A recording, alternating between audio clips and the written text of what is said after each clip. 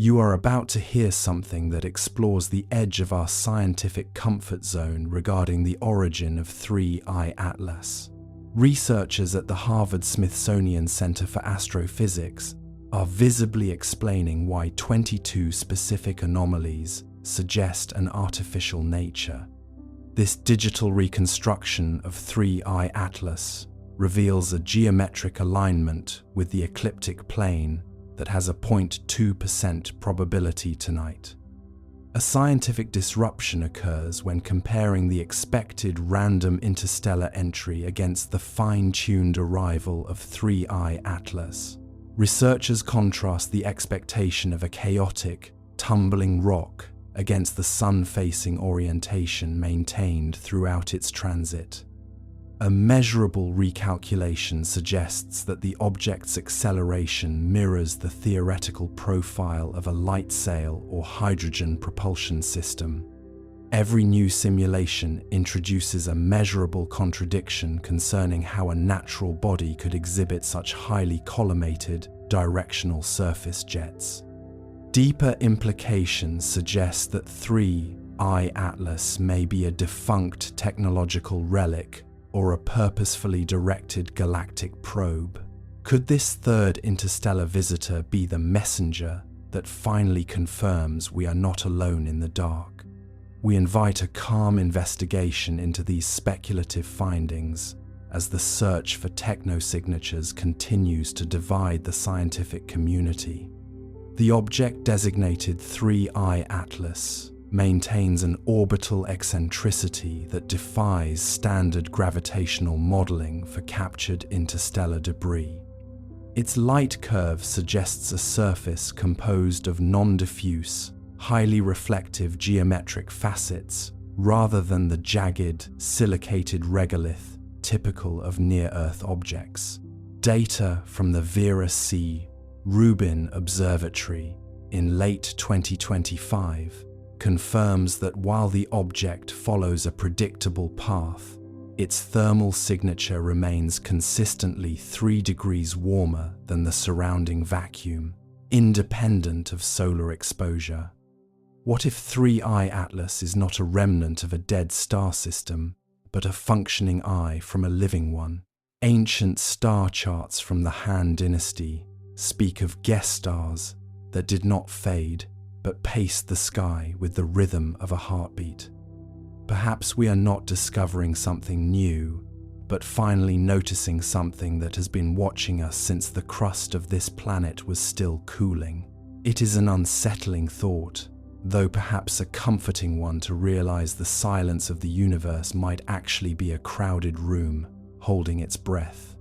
The data continues to stream in, silent and silver, across the void. If you enjoy these deep explorations in space, consider subscribing or hitting the like button. It really helps the channel grow and allows me to make content like this. The sunset over the Mauna Kea observatories in Hawaii paints the Pacific horizon in hues of deep violet and charcoal, a place where the air is so thin and pure that the stars seem to vibrate with a restless energy. High above this tranquil volcanic peak, a small, dark shape, designated as 3I Atlas, is currently carving a silent, irregular path through the northern sky, behaving less like a ballistic rock and more like a deliberate traveler. Since its initial detection in July 2025, the Near-Earth Object Coordination Center of the European Space Agency has struggled to reconcile its orbital velocity with the standard gravitational pull of the inner solar system. It is a subtle defiance of physics that has left senior researchers checking their sensor calibrations twice a night. The object does not tumble as a natural asteroid should. Instead, it maintains a fixed orientation toward our sun, reflecting light with a metallic consistency that is frankly offensive to our current models of celestial formation. You might assume this is merely a piece of space junk from a forgotten Cold War-era launch. But the spectroscopy results from August 2025 reveal a molecular density that surpasses any alloy currently listed in the Global Aerospace Registry. What if 3I Atlas is not a random visitor, but a functional eye that has finally opened? There is an old Sumerian fragment, often dismissed by traditional archaeologists, that speaks of a silver shield that sits in the mouth of the sky to measure the breadth of the kings below. While we often laugh at the poetic dramatics of the ancients, their timing was suspiciously accurate, often predicting cycles of celestial return that we are only now rediscovering with our multi-billion-dollar mirrors. This leads one to wonder if our modern arrogance is simply a blanket we pull over our heads to avoid seeing the shadow on the bedroom wall. You are resting now, safe in the knowledge that gravity is a constant law, yet you must consider why an object of this mass would decelerate without a visible exhaust trail. Perhaps we are not looking at a ship, but a biological entity that feeds on the very radiation we use to track it. Where are you listening from tonight? And have you noticed the sky looking just a bit more crowded than it did last summer? The silence of the vacuum is a very loud thing once you know what to listen for. But that was only one theory. There is another, one buried even deeper in time. Let us go further. The data from the Pan-STARRS telescope on October 29, 2025, indicated a series of thermal pulses emanating from the core of 3I Atlas that matched the rhythmic frequency of a human heartbeat, albeit one slowed down to a rate of once every 4 hours. This is not natural physics, this is activation. When Dr. Jacqueline McClary at Northeastern University first presented these findings, the room went quiet, not because of a breakthrough, but because of the terrifying implication that the object was responding to our own radar pings. It is quite an unfortunate timing for our planetary defense systems to be undergoing maintenance. Those two words, unfortunate timing, doing a lot of work to cover what might be a systemic oversight. You see, the object has positioned itself exactly at the Lagrange point where the gravitational tug of the Earth and the Sun reach a stalemate, a perfect parking spot for an observer who does not wish to burn fuel to stay put.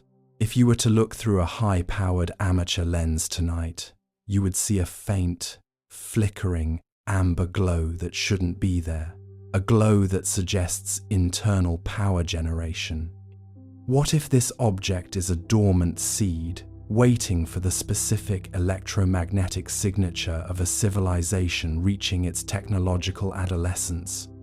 There are recurring myths in the Andean highlands of the star seed that descends when the Earth grows too warm, a visitor that does not speak but merely records the songs of the people before the Great Change. The math behind the 3I Atlas orbit shows it will reach its closest point to our atmosphere on February 14th, 2026, a date that is rapidly approaching with a mechanical certainty. We often think of ourselves as the masters of our domain, yet we are currently being scrutinized by a metallic enigma that doesn't even have the decency to follow the laws of Kepler. You might think that if this were truly an alien craft, the government would have issued a warning by now, but history suggests they prefer the quiet panic of a classified file over a public riot. Consider for a moment the possibility that we are already part of the experiment, and our reactions to its presence are the very data points it was sent to collect. Have you seen anything in the night sky recently that you couldn't quite explain to your neighbors? The shadows in the craters of the moon are deeper than they were yesterday, but that was only one theory. There is another, one buried even deeper in time. Let us go further.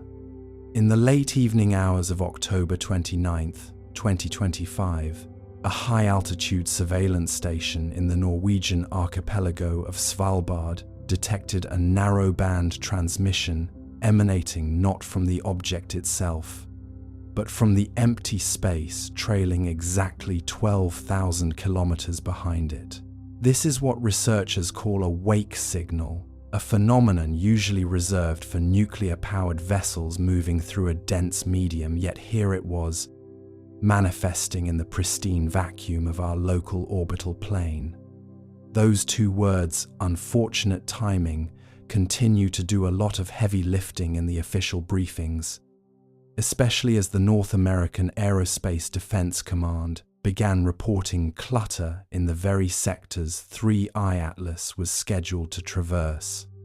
It is a dry, almost cruel irony that our most sophisticated defense networks are being treated like primitive abaci by a visitor that doesn't even bother to hide its electronic footprint.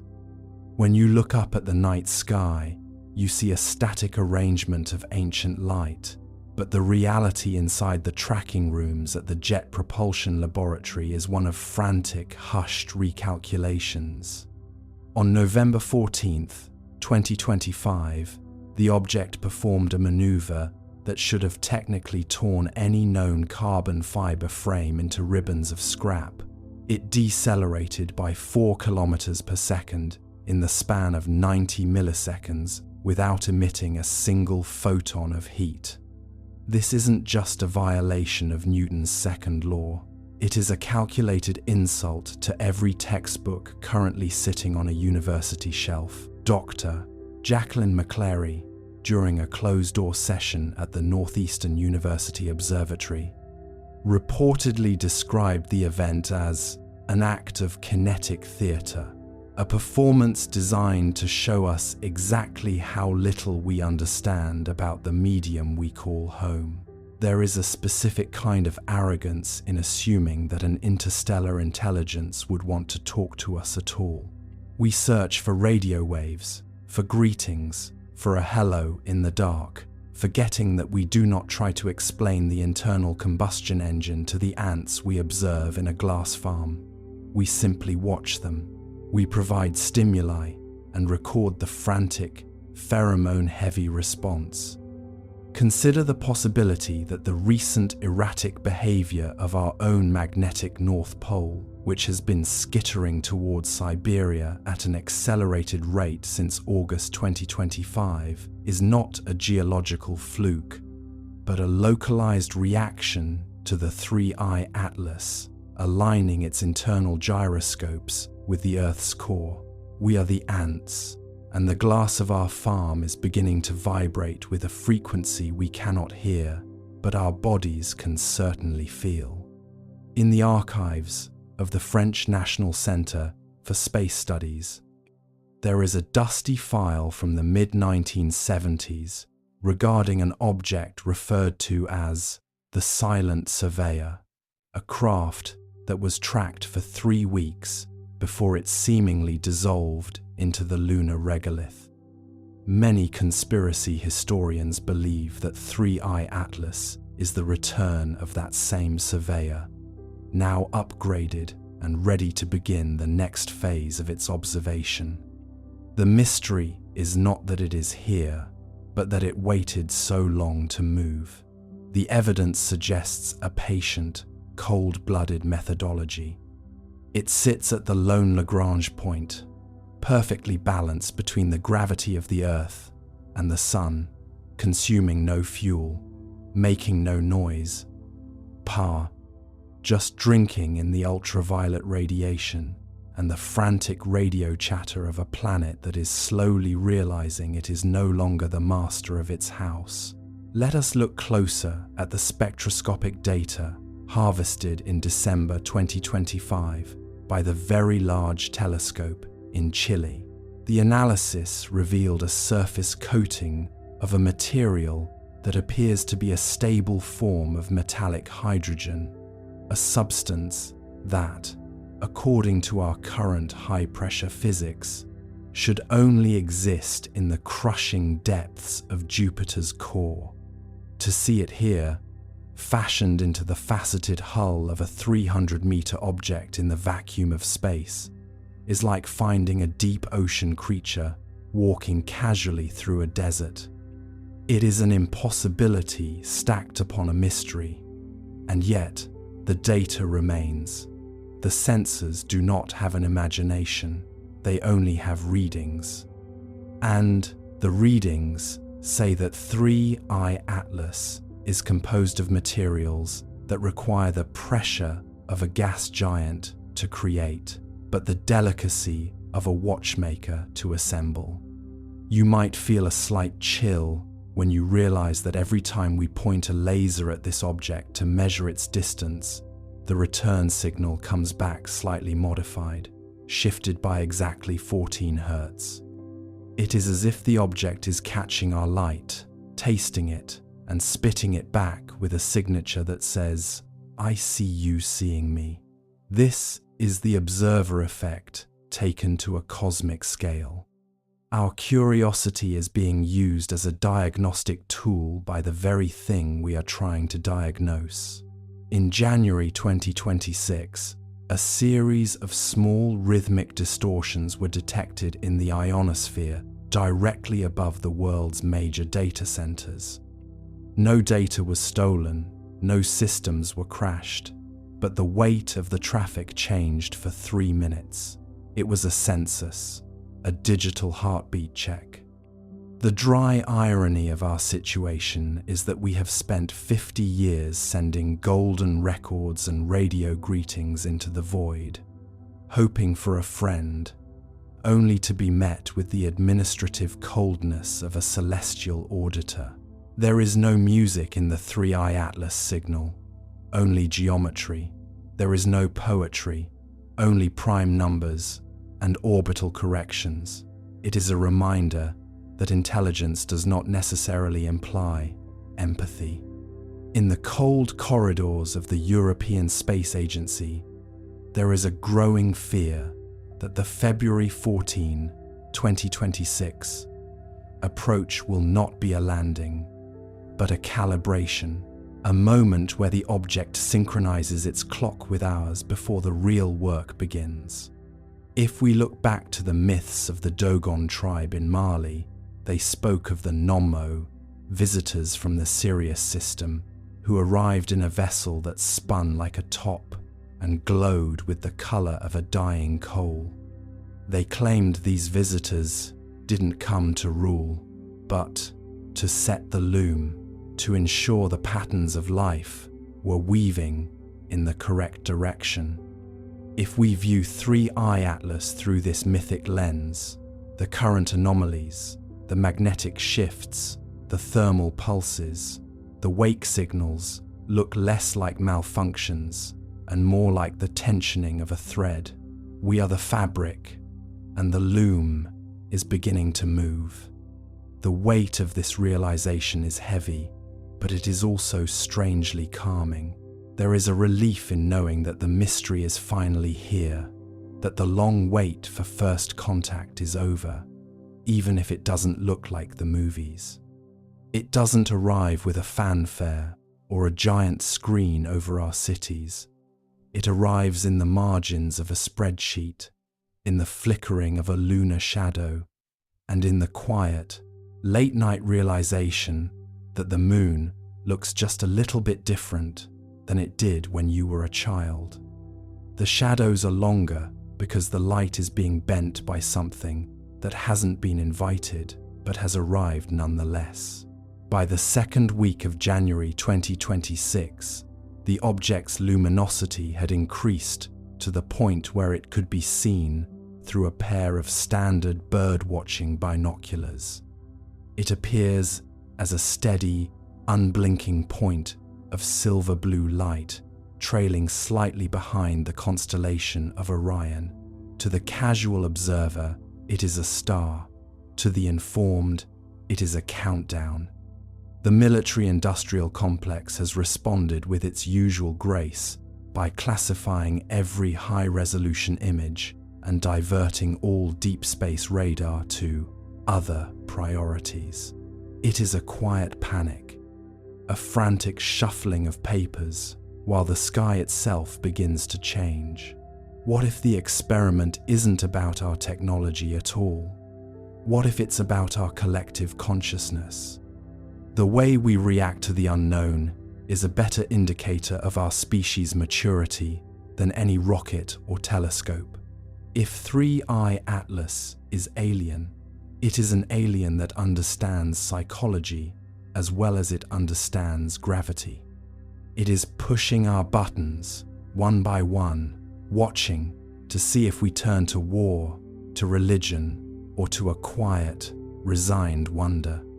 We are currently in the middle of a global psychological stress test, and the proctor is a metallic, faceted eye that doesn't blink.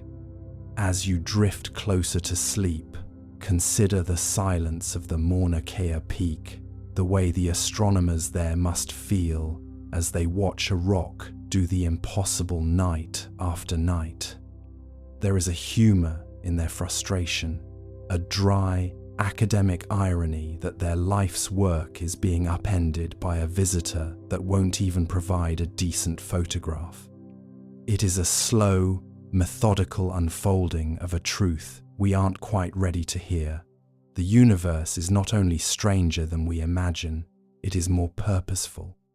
The shadows in the craters of the moon are not just deeper, they are moving in a way that suggests the moon itself is being used as a shield, a screen for whatever is happening behind it. We are only seeing the reflection of a reflection. The real 3I Atlas is hidden in the glare of the sun, or perhaps in the blind spots of our own perception. We are part of a narrative that started long before the first telescope was built and will continue long after the last one falls into ruin. But that was only one theory. There is another, one buried even deeper in time. Let us go further. The Great Pyramid of Giza aligns with certain star systems with a precision that makes modern architects look like toddlers playing with wooden blocks, and it is here that the legend of the invisible guest begins to take on a modern, terrifying shape. In November 2025, a group of independent astronomers noticed that 3I Atlas was casting a shadow that didn't match its physical profile, as if the object we see is merely a shell for something much larger and more complex, hiding in a higher dimension. This is where the dry irony of our situation becomes clear. We are trying to measure a 4-dimensional visitor with 3-dimensional rulers.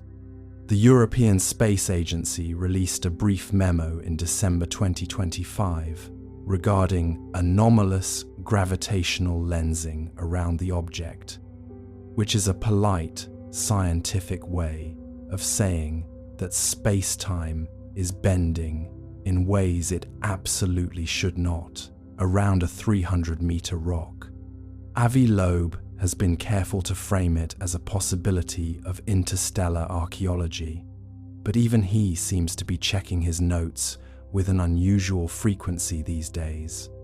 You are likely familiar with the concept of the Trojan horse, a gift that hides a transformative force, and one must wonder why this object chose this specific decade to decelerate into our orbit. What if 3I Atlas is not a ship at all, but a relay station, a cosmic router that has been waiting for our internet to reach a certain level of complexity so it can finally upload our history to a gallery across the galaxy? The Hopi people spoke of a blue star Kachina that would signal the end of the fourth world, an entity that would unmask itself only when the humans had forgotten how to listen to the Earth. As of January 2026, the object has begun to emit a low-frequency hum that is being picked up by submarine sensors in the Atlantic, a sound that resembles a massive clock ticking toward a midnight we didn't know was coming. It is a slow burn revelation, a mystery that unfolds with the agonizing patience of a glacier. You might argue that a truly advanced race wouldn't bother with such a small, dusty planet, but then again, you've probably spent 20 minutes watching a line of ants carry a potato chip across a sidewalk. To them, we might be the entertainment, a brief, noisy interruption in the long, cold silence of the Milky Way. Tell me, if you could send a single message to that flickering amber light, would you ask for help, or would you beg it to stay hidden? The countdown to February is not just a date on a calendar, it is a pulse. But that was only one theory. There is another, one buried even deeper in time. Let us go further. The architectural precision of the Great Pyramid of Giza has long been a source of both wonder and academic frustration. Yet, in November 2025, a team of independent astroarchaeologists discovered a correlation that had been previously overlooked due to a simple error in celestial precession math. It appears that the central shafts of the Queen's Chamber do not just point towards Sirius and Orion, they align with a specific, empty patch of the northern sky that 3I Atlas occupied for exactly 72 minutes on the night of its closest historical transit. This isn't just a coincidence of masonry, it is a stone-carved timestamp. We often treat the ancients as primitive, yet they seem to possess a frantic obsession with tracking visitors that moved against the grain of the fixed stars. When we look at the data coming off the 3I Atlas today, we see that it is casting a shadow that doesn't match its physical profile, an optical anomaly that suggests the object we perceive is merely a three-dimensional shadow of a much larger, multi-dimensional structure. There is a certain dry humor in watching our modern world struggle to categorize this thing.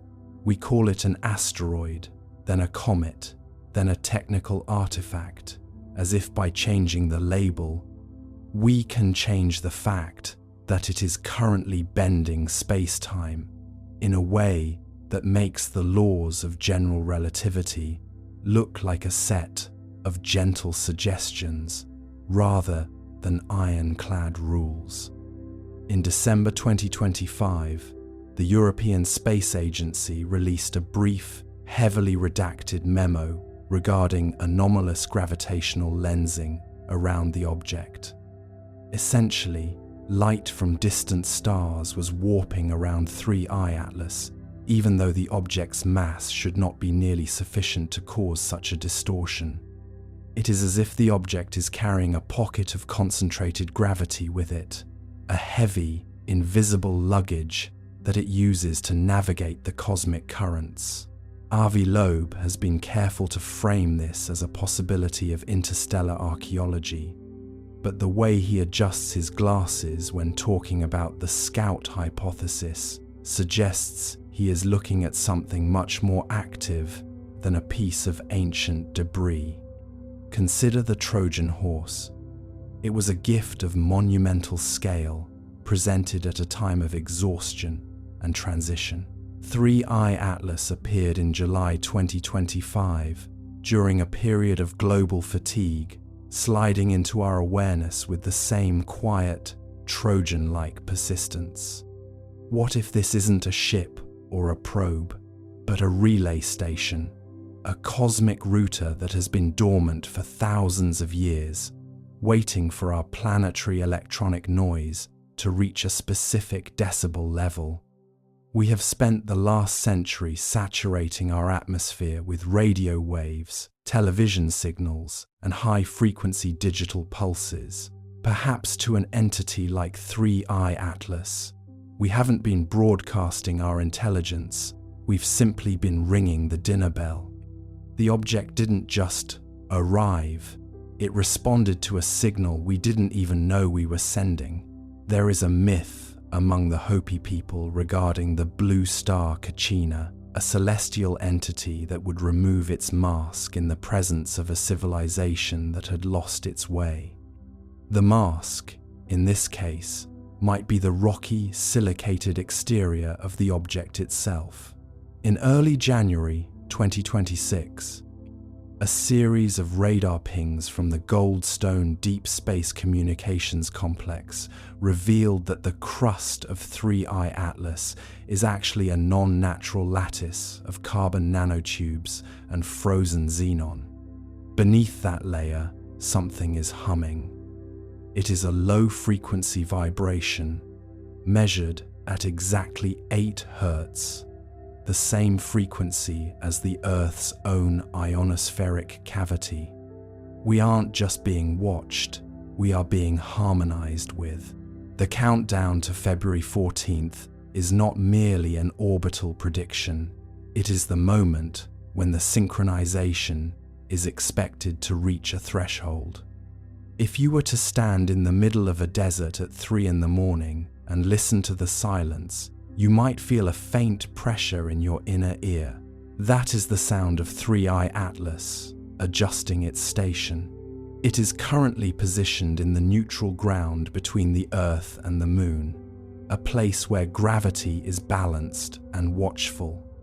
The dry irony of our situation is that we have built an entire civilization on the premise of our own uniqueness, yet we are currently being scrutinized by a metallic enigma that doesn't even have the decency to acknowledge our presence. We are the ants, and the potato chip is our little blue planet. The question is not what the object wants from us, but what it intends to do with the space we occupy. In the late 19th century, the astronomer Percival Lowell obsessed over the canals of Mars, projecting his own hopes for a grand engineering civilization onto a cold, dead world. Today, we have the opposite problem. We have a grand engineering marvel sitting in our own orbit, and we are desperately trying to project the image of a dead rock onto it. The psychological dissonance is staggering. Dr.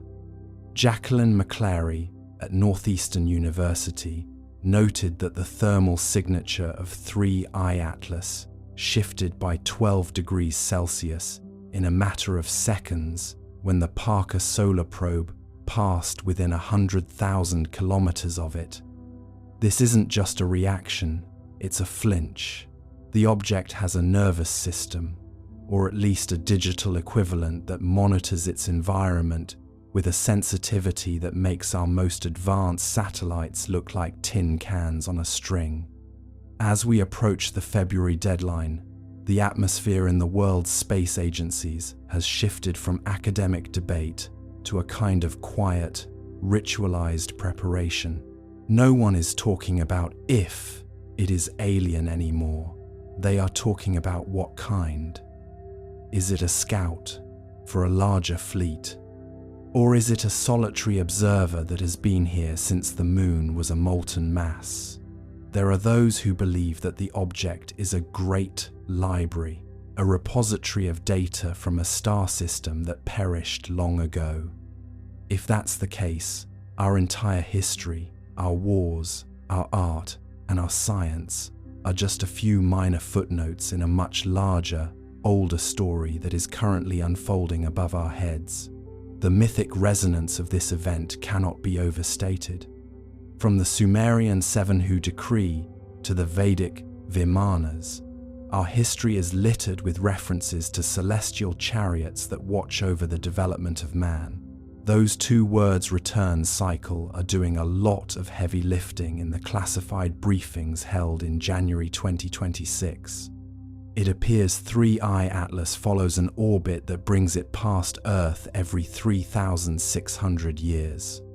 If you do the math, the last time it was here was around 1600, before the Common Era, the exact time of the catastrophic Thera eruption and the sudden, unexplained collapse of multiple Bronze Age civilizations.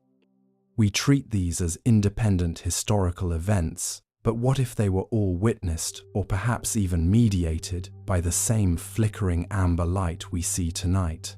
You might think that such an event would be the lead story on every news channel, but the reality is much more subtle. The information is being released in fragments, in white papers, and in glitches in satellite data. It is a slow burn disclosure designed to prevent a public riot by turning the apocalypse into a series of interesting academic puzzles. The irony is that we are so distracted by our small, terrestrial dramas that we are missing the largest event in human history. We are watching the sidewalk while the sky is opening up. By the end of January 2026, the 3I Atlas will have moved into its perigee, its closest point to Earth. The calculations show it will be visible as a steady, unblinking light, bright enough to cast a shadow in a dark sky preserve. It will be a constant reminder that we are not the protagonists of this story. We are merely the setting. The object doesn't care about our politics or our borders. It cares about the electromagnetic output of our planet. It is harvesting our light, our radio waves, and perhaps even our thoughts into a grand archive that we will never see. Tell me, as you prepare for sleep, does the idea of being a part of an interstellar experiment frighten you, or does it give your life a sense of cosmic scale it was previously lacking? We are no longer alone in the cold silence of the Milky Way. We have been found, and while we may not be the target of the message, we are certainly in the line of sight. The countdown continues, and with every tick of the clock, the pulse of 3I Atlas grows stronger, more rhythmic, and more undeniably alive. The great silence of the universe has finally been broken, but it wasn't broken by a voice.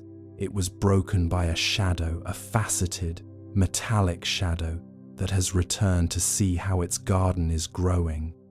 We are the ants. We are the entertainment. And the show is just beginning. The patterns are repeating. The cycles are closing. And the amber light is flickering with a new, urgent intensity. We are no longer looking at a rock. We are looking into an eye. The shadows on the moon continue to deepen, not because the sun is dimming, but because something is standing between us and the light. It is a slow, methodical eclipse of our old reality. By February, the transition will be complete. We will wake up to a world that knows its place in the grand design, a world that has finally been measured and found interesting. But that was only one theory. There is another, one buried even deeper in time. Let us go further. This leads us to the first conspiracy currently being debated by the night shift technicians. There is a theory that 3I Atlas is a passive observer system left behind by an ancient civilization that originated right here on Earth, millions of years before the first hominids stood upright. Think of it as a time capsule with a lens. It has been sitting in the cold vacuum, recording every volcanic eruption, every ice age, and now every radio broadcast. The Chinese tracking network has noted that the object's trajectory is so precise that it must be utilizing the Earth's own magnetic field for propulsion. It isn't fighting gravity, it is surfing it. The second conspiracy is more grounded in our current reality, but no less unsettling. Some analysts believe that the object is a dead man's switch for a civilization that no longer exists. Imagine a culture that realized it was about to be wiped out by a gamma ray burst or a planetary collision. They couldn't save themselves, so they sent up a witness, a silent sentinel that would wait until another intelligent species emerged, simply to say, we were here. The fact that it is only now activating as we enter the year 2026 suggests that we have finally triggered a sensor threshold. We have become loud enough to be noticed by the ghost of a dead world. The third conspiracy, the one that keeps the directors of the Xi'an Satellite Control Center awake at night, is that 3 India Atlas is not a witness, but a redirector. There is evidence in the long baseline telemetry that the object is subtly nudging smaller near-Earth objects, tiny pebbles in the cosmic stream, into specific orbits. It is playing a game of celestial billiards, and we are the table.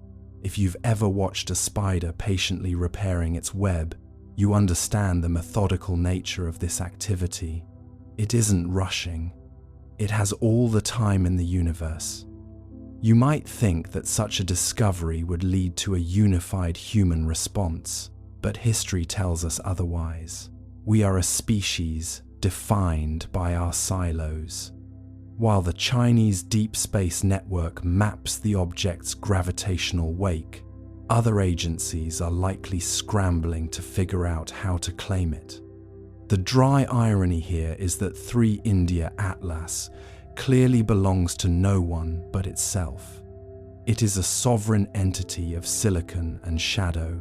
When you consider the myth of the dragon's pearl, a glowing orb that represented wisdom and power, always just out of reach in the sky, the scientific data begins to feel like a translation of ancient truth. The pearl was said to control the tides and the seasons. Today, the Purple Mountain Observatory has confirmed that the presence of 3 India Atlas is causing infinitesimal but measurable fluctuations in the lunar orbit. It is a heavy, quiet realization. Our moon has a moon, and that moon is watching us. For those listening in the quiet hours, the thought of being watched can be either terrifying or strangely comforting. It means the silence of the universe is a lie. It means that even in our darkest moments, there is a record being kept. The National Astronomical Observatories have categorized the object's emissions as non-threatening but persistent. It is the cosmic equivalent of a steady, unblinking gaze.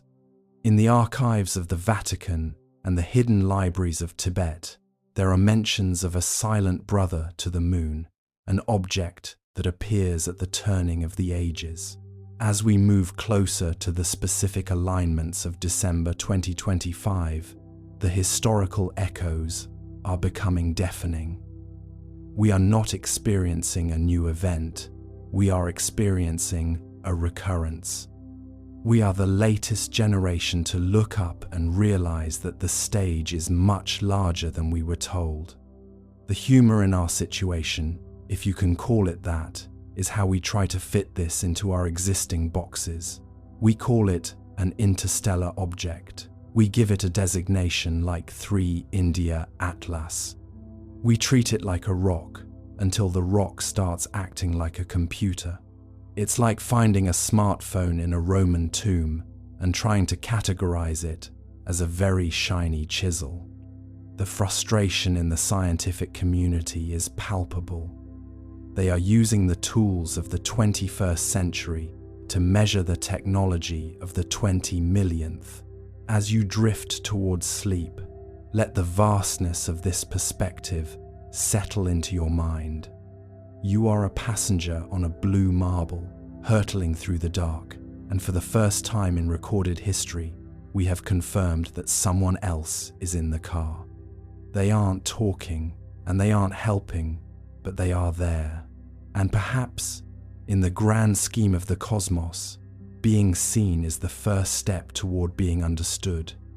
The countdown to the next orbital refinement is less than 24 hours away.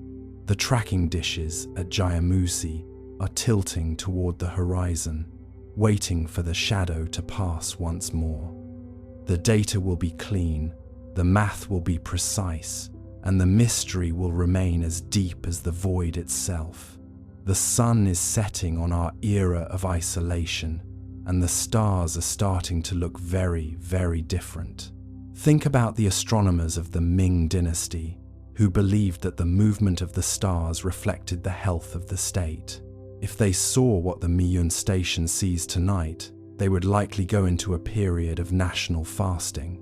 We, instead, refresh our feeds and wait for a headline that may never come. There is a certain dignity in the object's silence. It doesn't need to shout to be the most important thing in the sky. We are approaching a threshold where the what if becomes what now. If the object is a mirror, what is it showing us about our own progress? Are we a success story or a cautionary tale? The National Astronomical Observatories of China continue to pull data from the noise, looking for a pattern that matches our own, but perhaps we should be looking for a pattern that challenges us. The shadow is growing longer, the night is deep, and 3 India Atlas is still there, its functional eye wide open, staring back at us from the backyard of our own solar system.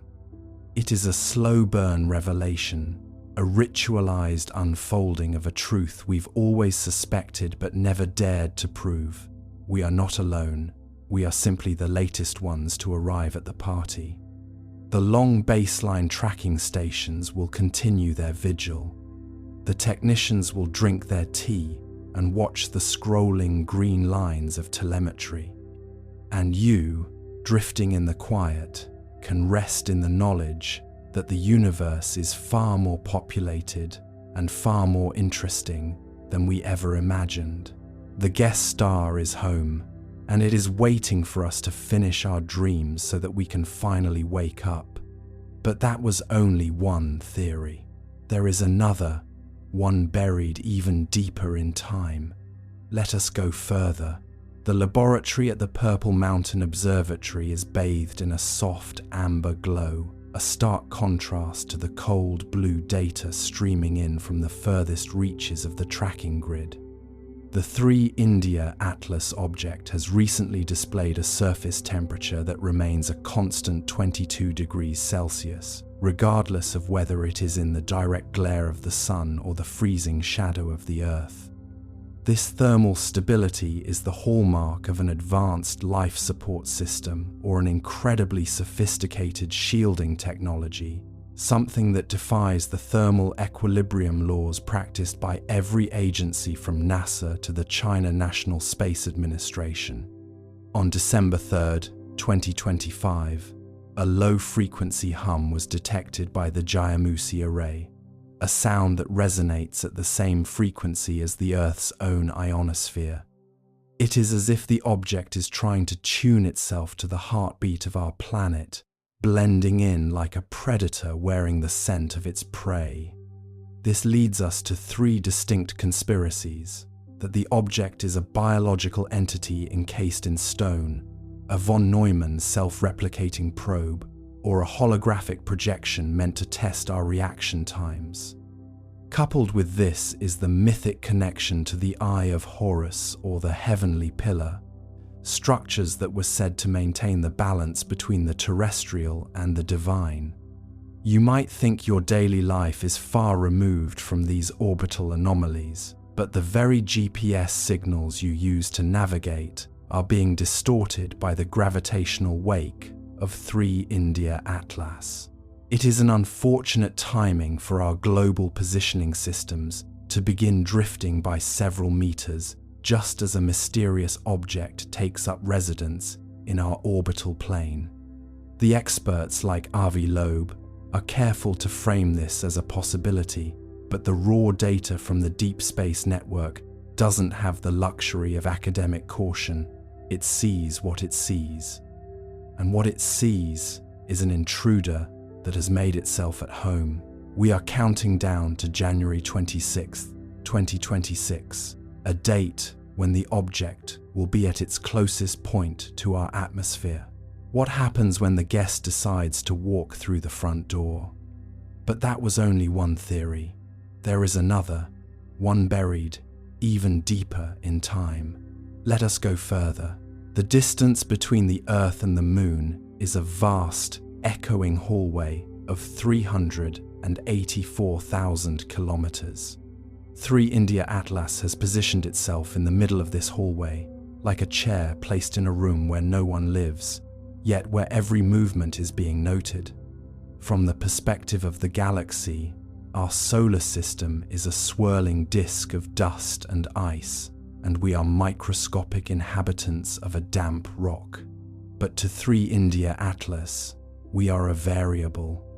We are a chemical process that has reached the stage of radio transmissions and atomic fission. Deep time is not a concept we are built to understand. We think in seasons and decades. The object thinks in orbital precessions and the half-life of bismuth. The Chinese tracking network has monitored the object as it performed a series of gravity assists that used the Moon to tighten its grip on the Earth. It was a maneuver of extreme elegance, a cosmic ballet performed without a single puff of visible propellant. It moved like a predator, or perhaps like a gardener. When you look up at the night sky, you are looking through layers of history. The light from the stars is old, but the shadow of 3 India Atlas is contemporary. It is a bridge between the primordial dark and the digital present. The scale of the universe is intended to be humbling. It is a mechanism of perspective. We are small, and the orbit is wide. The Jayamusi Deep Space Station, situated near the Russian border, has the unique capability of tracking objects with extreme precision across the X-band and Ka-band frequencies. In the early weeks of January 2026, the technicians there began to notice a rhythmic warping of the local gravitational field surrounding the object. It was as if 3 India Atlas was inhaling and exhaling the vacuum itself. This is where the academic caution of researchers like Avi Loeb hits a wall of cold, hard telemetry. You cannot explain away a localized gravitational distortion with solar wind or outgassing. It is an active manipulation of the cosmic fabric. This brings us to the first conspiracy currently circulating through the encrypted channels of the China National Space Administration. There is a terrifyingly plausible theory that the object is a gravity anchor. By subtly altering the local curvature of space, it is not just observing us, it is stabilizing our orbit for a long-term project.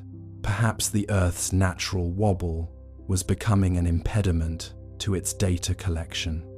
The dry irony of our situation is that we are worried about the object crashing into us, while the object might be worried about us drifting out of its focus. Unfortunate timing for those who believe we are the masters of our own planetary destiny, and those 2 words, unfortunate timing, continue to haunt every orbital refinement report. The second conspiracy is rooted in the deep time hypothesis. Some scientists at the Purple Mountain Observatory have pointed out that the object's current position matches an empty spot in the celestial charts of the Sumerians and the ancient Maya. These cultures possessed an uncanny knowledge of planetary cycles that spanned thousands of years. The theory suggests that 3 India Atlas is a cyclical regulator that returns every 3,600 years to reset the Earth's electromagnetic shield. If our global positioning systems are drifting, it may not be a malfunction, but a recalibration. We are the clocks being wound by a hand we cannot see. The third conspiracy involves the observer effect on a planetary scale. It suggests that 3 India Atlas is a quantum-linked processor. By simply observing the Earth, it is forcing our reality to collapse into a specific state. This is not science fiction. It is the logical extension of the Copenhagen interpretation of quantum mechanics. If an advanced intelligence is measuring our atmospheric composition and our technological output, it is fundamentally changing the trajectory of our development. We are a watched pot that is finally beginning to boil. The mythological resonance here is inescapable. In ancient Chinese cosmology, the heavenly pillar, or Buzhou mountain, was the axis that supported the sky and prevented it from falling onto the earth. When the pillar was damaged, the sun, moon, and stars moved, and the world was plunged into chaos. Is 3 India Atlas a modern, metallic version of the Buzhou mountain? Is it the invisible axis around which our new technological reality is being forced to rotate? The ancients spoke of these things in metaphors of stone and bone, but we see them in spectrographic lines and Doppler shifts. As you lie there, drifting toward the edge of consciousness, consider the sheer loneliness of an object that has traveled across light years only to sit in a quiet orbit and watch. It does not demand worship. It does not demand resources. It only demands attention. By January 26th, 2026, that attention will be impossible to deny. The object will be so close that it will be visible to the naked eye as a steady, unblinking star that moves against the grain of the constellations. The dry irony is that we have spent centuries looking for aliens that look like us, talk like us, or want what we want. We never prepared for an intelligence that is essentially a geometric fact. 3 India Atlas does not need to land on the White House lawn to assert its presence. It only needs to exist in the math. The technicians at the Xi'an Satellite Control Center are finding that their orbital models are being corrected by the object itself. Every time they try to predict its path, it subtly shifts, as if it is teaching them a more advanced version of calculus. Think of the ancient mariners who used the stars to find their way across uncharted oceans. They trusted the sky to be a fixed, reliable map. We are the first generation to realize that the map can change. The constellations are the same, but there is a new north in the form of a 3 India Atlas signal. It is a guiding light for a future we didn't ask for, but one we must now inhabit. The long baseline tracking net is a webcast across the globe, and the object is the spider sitting at the center. It isn't a predator-prey relationship. It is a relationship of awareness. We are the vibration on the silk, and the spider is merely turning its head to see what has been caught. It is a restful thought, in a way, to be part of a larger design, even if we don't understand the pattern. The countdown continues. The drift in our GPS grows by millimeters every hour. The data is consistent. The mystery is expanding. And as you fall deeper into sleep, remember that the universe is not just big, it is occupied. The guest is at the door, and the clock is ticking toward a revelation that will change the meaning of the word home forever. But that was only one theory. There is another, one buried even deeper in time. Let us go further. Let's open the calculator now, the one the universe always breaks when we try to make sense of it. Astronomers ran the numbers and found something worse than anomaly impossibility. The chances of this trajectory existing naturally are 1 in a million. And if it isn't natural, then what exactly is it doing there? The math, at first glance, seemed harmless. A few columns of orbital parameters, the kind that make grad students fall asleep mid-coffee. But somewhere between the 3rd decimal and the 4th significant digit, something snapped. The trajectory of 3I, Atlas refused to sit still. It bent where it shouldn't bend. It lingered where velocity demanded it should flee.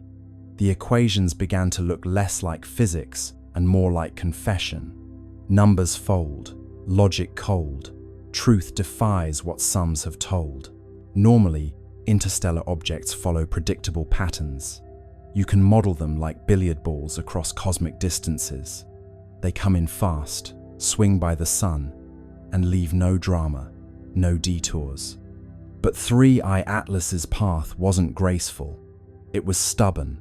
Its entry angle was too steep, its perihelion too shallow, its velocity too precise. Not fast enough to escape chaos, not slow enough to suggest capture. It behaved like an object that chose its speed. When astronomers plotted its orbit, the lines refused to meet expectations. There was a tiny deviation near Mars, just half a degree, but that half degree meant the math had to call in sick. Simulations that should have stabilized spiraled instead into noise. Gravity, that old, reliable law, looked like it had lost its grip. You picture the room where it happened. Laptops glowing, data charts scrolling, coffee cooling into existential sludge. Someone frowns at the screen and says, "That can't be right." Another replies, "Check your units." A third, softly, "I did." Graphs misbehave, models wave, certainty slips beneath the grave. And then comes the phrase every scientist dreads, statistically improbable, which sounds calm, but in the language of physics, it's a polite scream. Statistically improbable means we can't call it impossible without breaking tenure. The anomaly wasn't just its orbit, but its timing.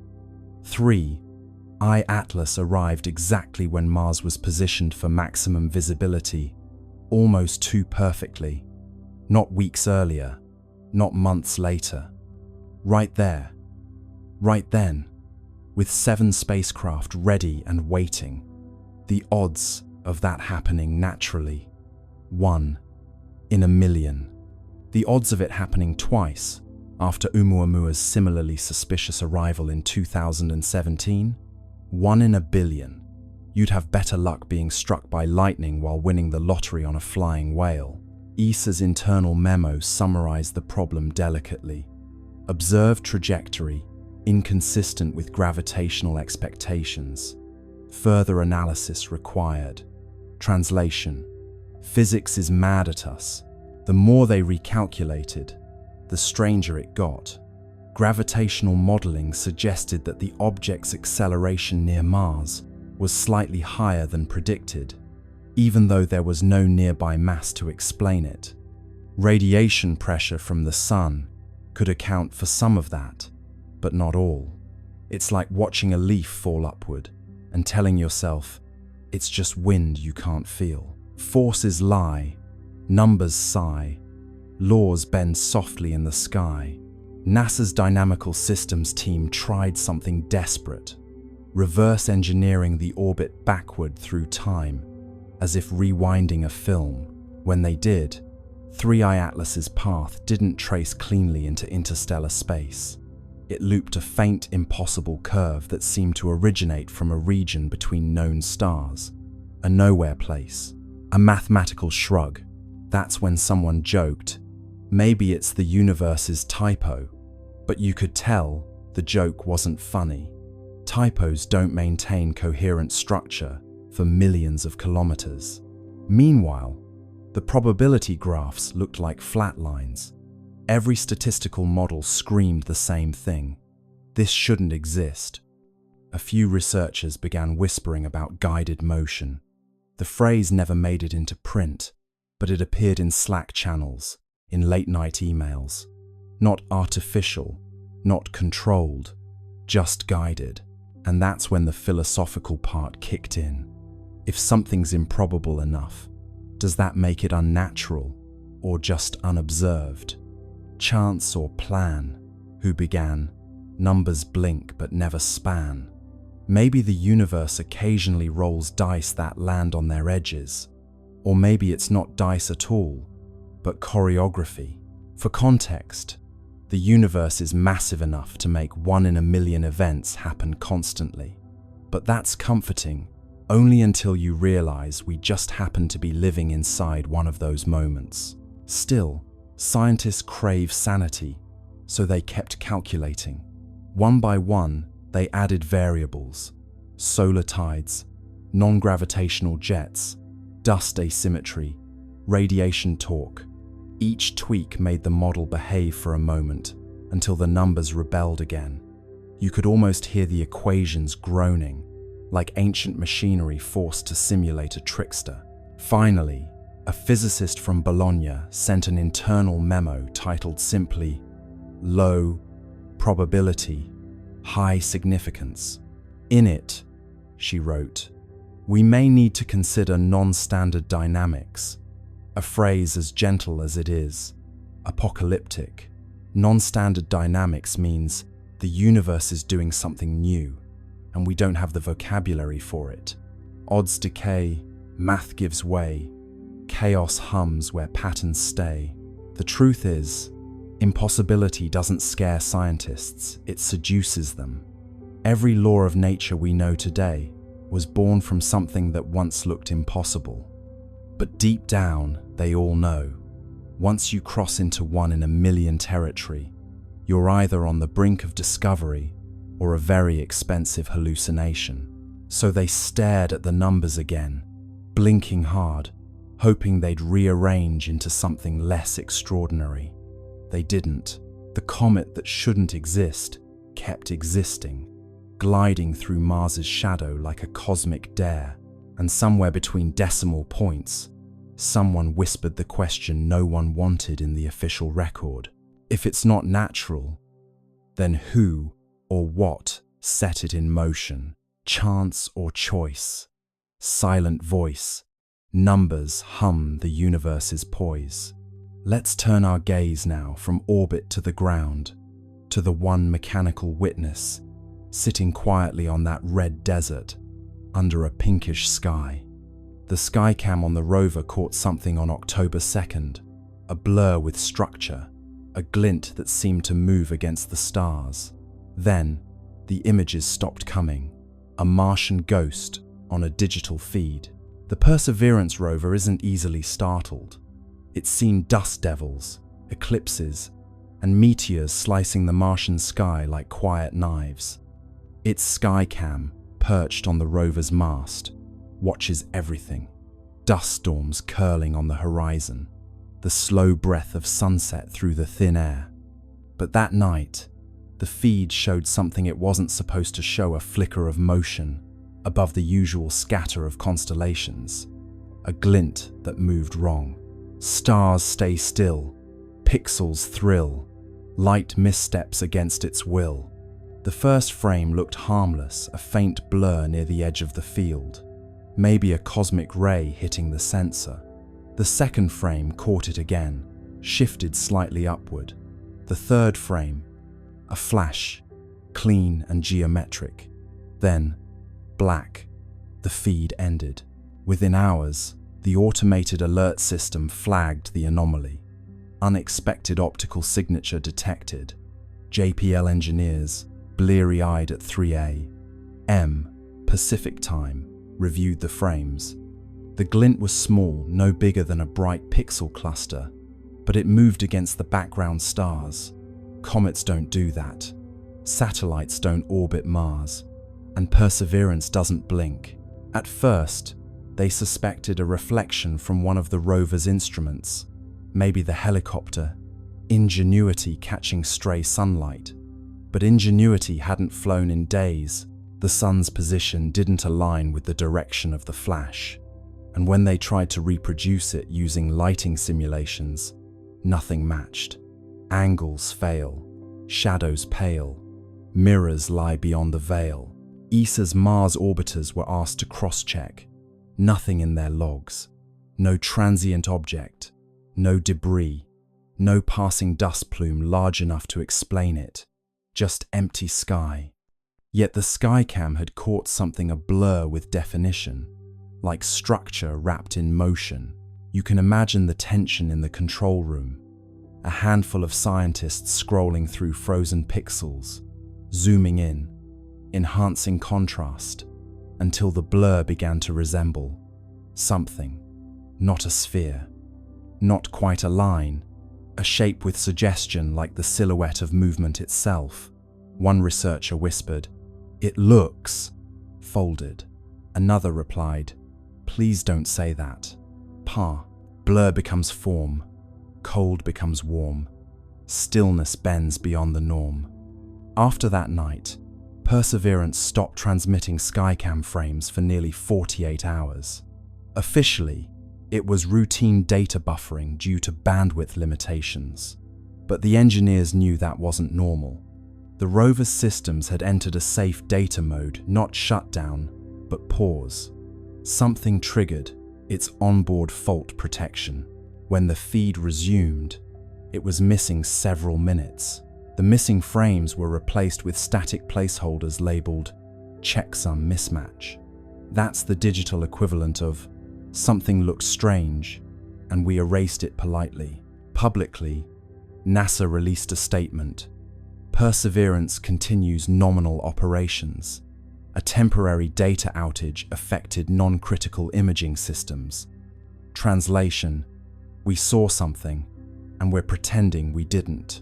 What's curious is that Skycam, by design, takes calibration images every few hours, not for science, but to monitor atmospheric scattering.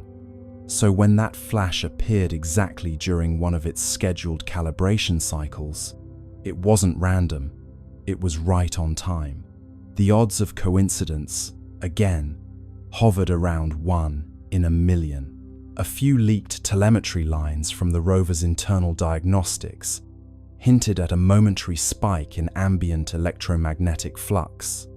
Not dangerous, but noticeable. Mars doesn't have a strong magnetic field, so spikes like that are rare unless something nearby caused them. Fields hum bright, air grows slight, static crackles in Martian night. Some at JPL joked that maybe Perseverance had finally seen the Martian ghost, a running gag about artifacts caused by cosmic rays hitting the camera. But deep down, they knew this wasn't noise.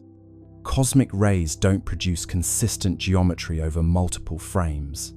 They don't glint, and they certainly don't cause your camera to stop recording mid-sequence. Later that week, an internal memo circulated quietly. Skycam, anomaly confirmed, source unresolved. Recommend temporary suspension of skyward imaging until recalibration complete. But recalibration never came. Skycam's upward images, after October 2nd, stopped completely. It still photographs the ground, the horizon, the rocks, but not the stars. It's almost poetic, isn't it? The machine that traveled millions of kilometers to look up at another world now only looks down, as if someone told it, gently, not to stare at the sky anymore. Eyes once high, grounded by sky, cameras close where secrets lie. ESA cross-checked Mars Express's logs for that night.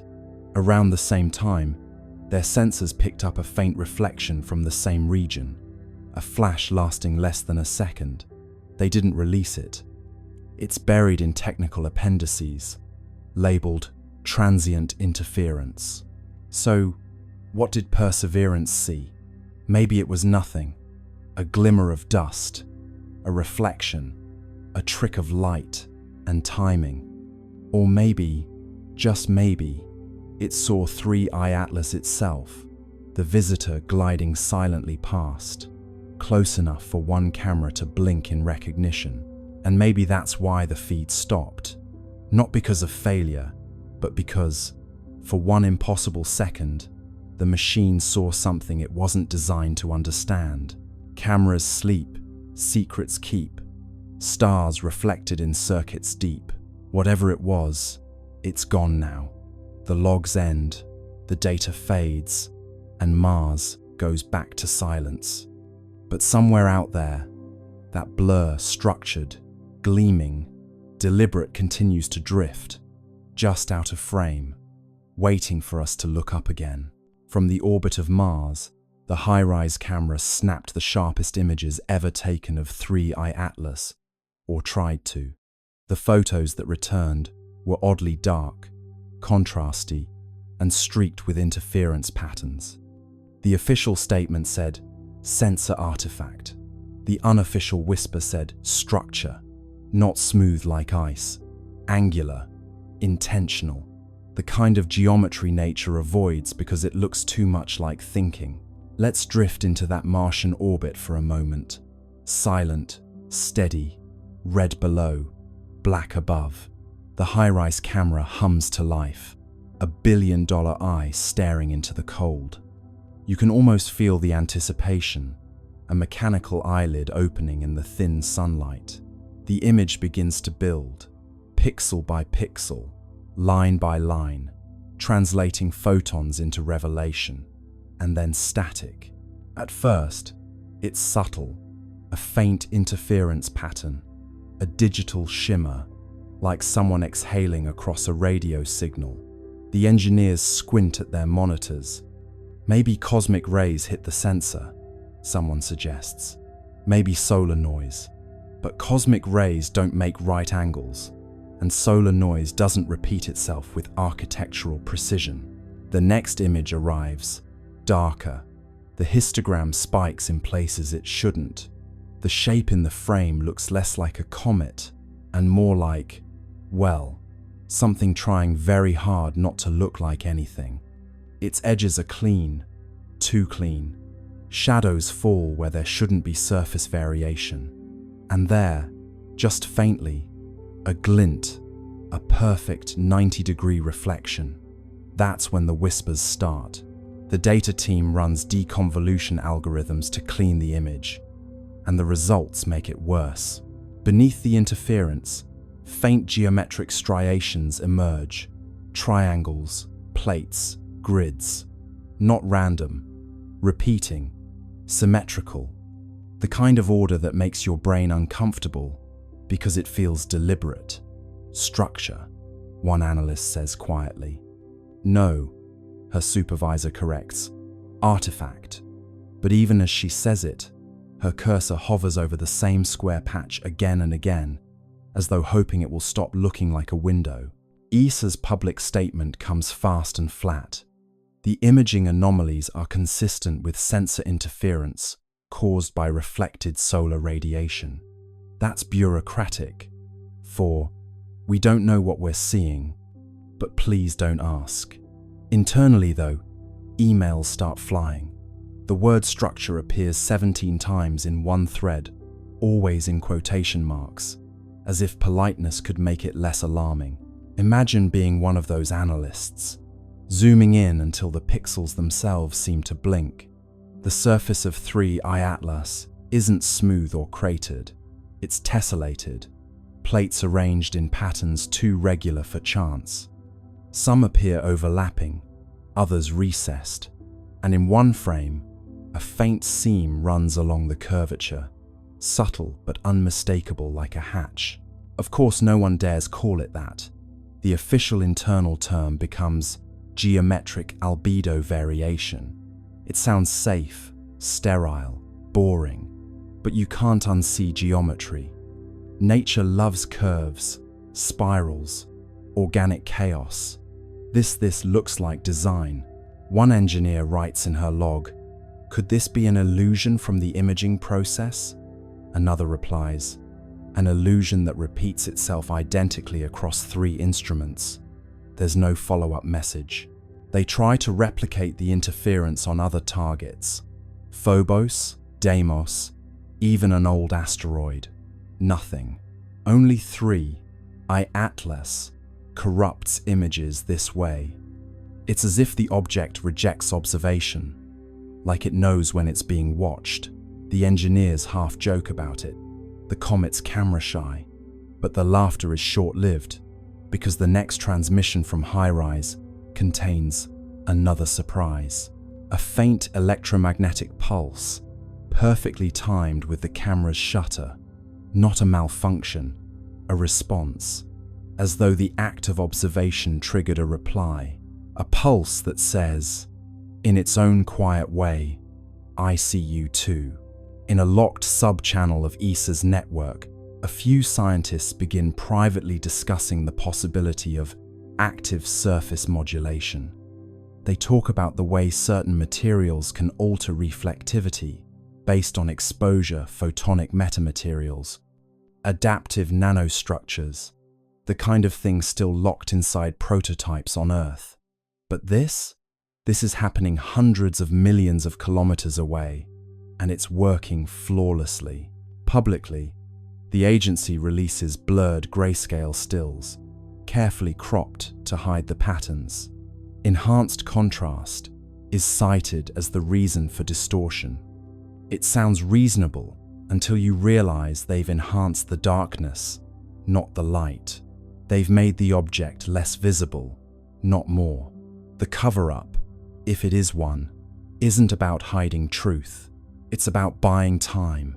You imagine the silence inside those offices, the soft tap of keys, the nervous glances toward closed doors.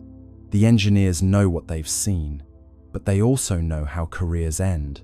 Better to let the pixels lie. Better to call intention an artifact and go home early. But the data, like truth, keeps finding its way back. Somewhere, late in the night, a graduate student overlays all the interfered images, stacking them like translucent slides. Slowly, a pattern emerges. Faint, angular, deliberate. A hexagonal lattice running the length of the object, segment by segment. She whispers, "This isn't random." Her mentor sighs and rubs his eyes. Then don't say it out loud. 3i Atlas drifts on, silent and unbothered, its surface catching sunlight in rhythms that cameras can't quite capture. Whether it's reflecting, refracting, or responding, no one can agree. But deep down, every scientist staring at those corrupted images feels the same creeping certainty. This isn't a comet pretending to be a machine. It's a machine pretending to be a comet. The more data arrives, the stranger it looks. The dust trail replenishes itself, as if material is being manufactured mid-flight.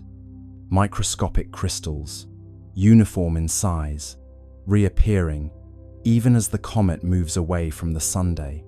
The universe loves decay, entropy, erosion, fading. But 3i Atlas is the opposite. It's growing sharper, cleaner, newer, like a self-repairing wound. Let's start where the laws of physics begin to sound insecure. Normally, comets are messy, travelers, old ice and dust, barely holding hands, as solar radiation slowly tears them apart. They leave trails like forgotten thoughts, losing themselves piece by piece until they become memory. But this one, it's doing the reverse. Every measurement, every spectral scan, shows it becoming more organized the farther it goes. A comet that polishes itself, a body that refuses to age. ESA's materials division runs the numbers, and the numbers laugh back. The dust particles surrounding 3i Atlas aren't random, they're uniform to within microns. That's like shaking a box of sand and getting diamonds all the same size. The particles arrange themselves in a faint electromagnetic halo, as if under orders. And stranger still, when solar wind strips material away, the object replaces it calmly, automatically. Like a printer, says one analyst. A printer with no ink cartridge. You picture it now, drifting through the solar wind like a craftsman lost in thought, shedding dust that reforms itself into perfect little mirrors. Each crystal catches sunlight and throws it back with eerie precision. Normally, comets grow dull with distance, but this one grows radiant, its brightness curve inverted, its logic reversed. It's not dying, it's practicing. The scientists are baffled. But there's an odd tenderness to their confusion. They watch it repair itself, line by line of data, like parents realizing their child has built a second child out of Lego bricks. One astrophysicist mutters, "It's learning from erosion." The room goes quiet. That phrase, learning from erosion, gets written on a whiteboard and circled 3 times. At the University of Tokyo, a team models the crystal growth in simulation. The patterns match something they recognize: controlled deposition, a process used in nanofabrication to grow thin films in electronics. Except this isn't a laboratory, it's deep space, minus 150 degrees Celsius. Yet, the comet's surface behaves as if it knows the recipe for resilience. Imagine zooming in, beyond the dust and the glare, down to the level of molecules. You'd see a quiet ballet of atoms forming chains, linking, locking, repairing fractures before they even finish forming. Like time-lapse footage of frost blooming on glass, except this frost builds itself in reverse destruction, rewinding into design. NASA's Jet Propulsion Laboratory releases a cautious internal memo. Observed particle uniformity suggests self-organizing structure. Mechanism unknown, which is science's way of saying, we have no idea what's going on, but it's gorgeous. The memo gets leaked. Naturally, Reddit debates whether the comet is made of programmable matter, self-assembling nanobots, or just wishful thinking. But beneath the noise, one idea starts to take shape. What if 3I, Atlas, isn't a relic of formation? What if it's still forming? A comet that builds itself isn't just strange, it's heretical. It challenges the deepest assumption in physics that everything moves from order to chaos. Entropy is the universe's bedtime story. All things fall apart. Yet here's an object quietly composing itself out of decay, turning waste into structure, chaos into craft. One researcher calls it anti-entropy, another calls it hope with mass. As more images arrive, they show something new: faint hexagonal lattices in the dust plume, geometric arrangements that shouldn't exist outside of artificial systems. Someone jokes that it's growing armor. Another says, maybe it's molting. The truth is somewhere between an entity maintaining equilibrium by rebuilding itself faster than the universe can break it. ESA's thermal sensors record microbursts of heat near the tail, evenly spaced, like pulses of welding torches. They happen precisely as new crystals appear. Localized repair events, the report reads. Each one perfectly timed to solar exposure. It's as if sunlight doesn't damage it, it instructs it. The star's radiation becomes code, and 3I, Atlas, is reading it fluently. You start to feel the strangeness of it. A comet that reacts, responds, refines. You could almost mistake it for alive, not in the biological sense, but in the thermodynamic one. A system that resists entropy by feeding on it.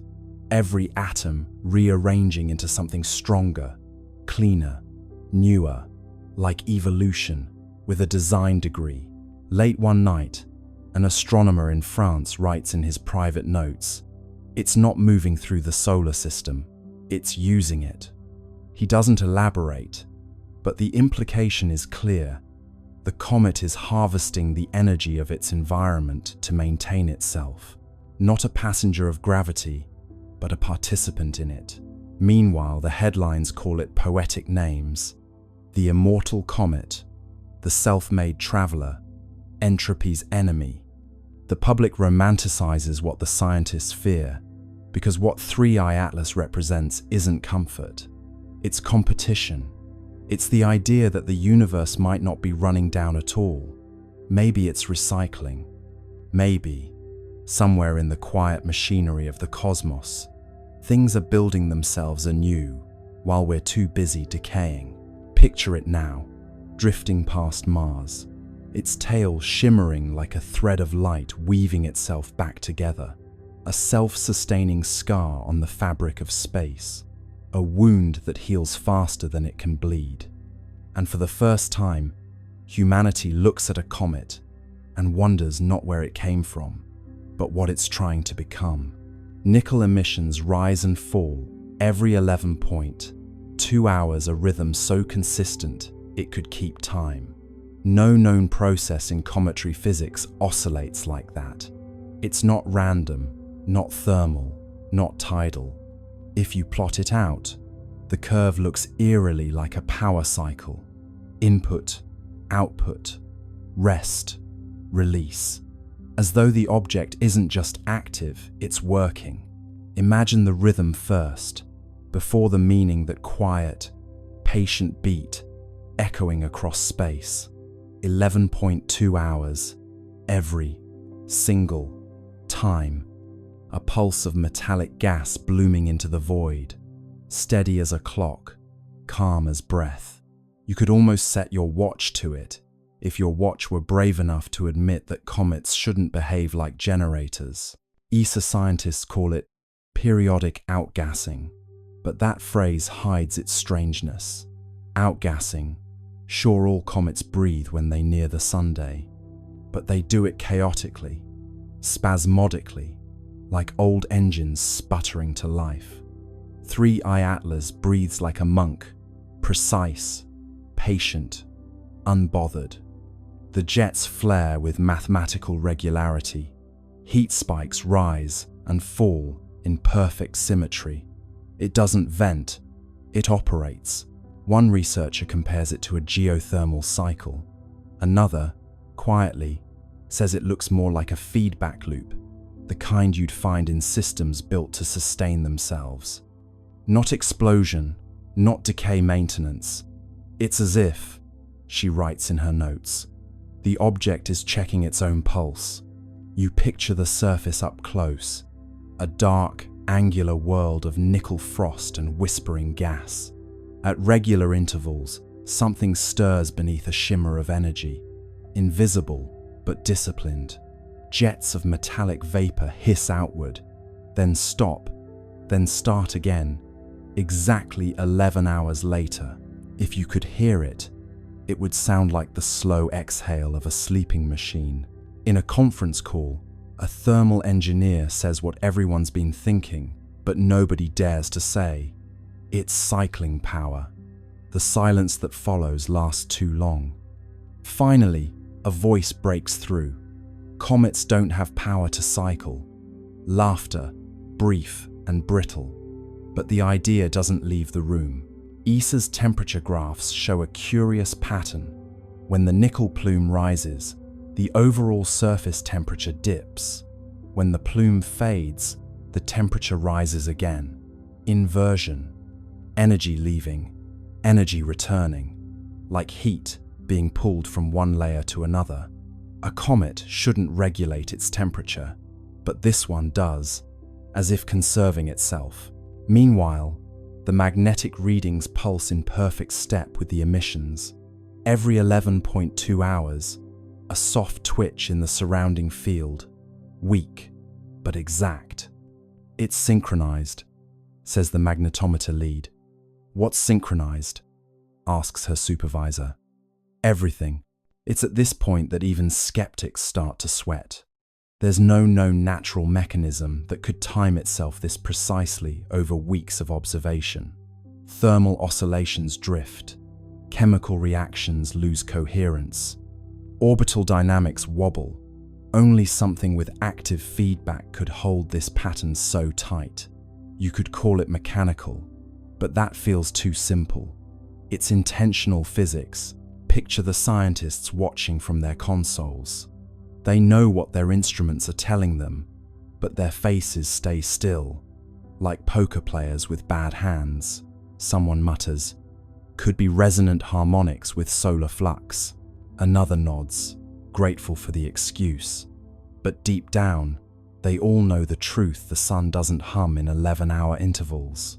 The longer they watch, the clearer it becomes. The pattern isn't just repeating, It's adapting. After a minor solar flare, the interval shortens by half a minute, as though 3I Atlas adjusted for environmental change. Feedback stabilization, someone writes in the margin. A note for posterity, a euphemism for "it noticed." Back on Earth, in a late-night livestream watched by a few thousand insomniac skywatchers, a physicist overlays the emission data with human heartbeats. The waveform syncs disturbingly well. Peaks, troughs, recovery, rest. The audience chat explodes with jokes, space pacemaker, cosmic Fitbit, and the inevitable, "It's alive." The scientist smiles weakly and says, "No, just rhythmic." But even she can't stop glancing at the screen like it's listening. One theory gains quiet traction, that the emissions are part of a resource loop. Nickel and carbonyl gases vented and recaptured, processed in cycles to maintain equilibrium. It would explain the self-healing surface, the consistent luminosity, the refusal to decay. But it raises one unbearable question. To maintain equilibrium, for what? ESA's internal documents rename the event cyclic metallic activity. It sounds dull, like something that happens in dishwashers. But every analyst knows it's the first real evidence of machine-like consistency beyond Earth. Something in space that runs not on chance, but on rhythm. If you graph the cycle out, it looks almost peaceful. A slow heartbeat, stretched across infinity. No spikes of panic, no erratic pulses, just calm repetition. You could stare at that curve for hours, and part of you might start to understand the appeal of obedience. How stability can feel sacred when the rest of the universe is chaos. And maybe that's the point. Maybe 3I Atlas isn't powered by engines or radiation or something alien. Maybe it's powered by the same thing that keeps stars burning and planets spinning, the quiet compulsion to continue, the physics of persistence, the refusal to flinch. So every 11.2 hours, it exhales, not for propulsion, not for show, but for maintenance, like a cosmic sigh, releasing everything unnecessary before drawing in what remains. And in that rhythm, that patient, perfect pulse, the universe reveals its rarest secret. Not that something impossible exists, but that it's perfectly comfortable doing so. Centuries after the golden comet left Earth, the world fell into a rhythm so stable, it began to feel mythic. The communion fields still pulsed faintly through air and ocean, though softer now, like the heartbeat of someone dreaming. Humanity had grown luminous, not just in thought but in form, skin faintly iridescent, eyes reflecting the green-gold spectrum of 3I Atlas. Life had achieved coherence, but the universe, true to its character, never allows silence to remain unexamined. The next chapter began, not with noise, but with echo. It came first as vibration through light. Telescopes trained toward the constellation. Lyra detected rhythmic brightening across interstellar dust fields, pulses matching the old prime sequence. 3, 5, 7, 11, 13. The signal was faint, ancient, and delayed by thousands of years. It was the comet's trail, still resonating through the galactic medium. The hum of our descendants had begun its return. At first, the resonance was barely perceptible. Then, one evening, the auroras glowed gold again. The pulse wasn't as strong as the original, but its pattern carried modulation, subtle variations that, when decoded, formed harmonic intervals unknown to Earth's own physics. The returning echo had evolved.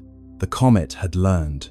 Dr. Anwen Sorel, heir to the resonant circles, studied the phenomenon from the orbital harmonic array, now a floating cathedral of listening built above the stratosphere. She spent decades comparing the incoming frequencies with the historical archive of 3I Atlas. The match was partial, the deviation elegant. The new tones weren't repetition, they were continuation. The echo isn't message, Sorel wrote.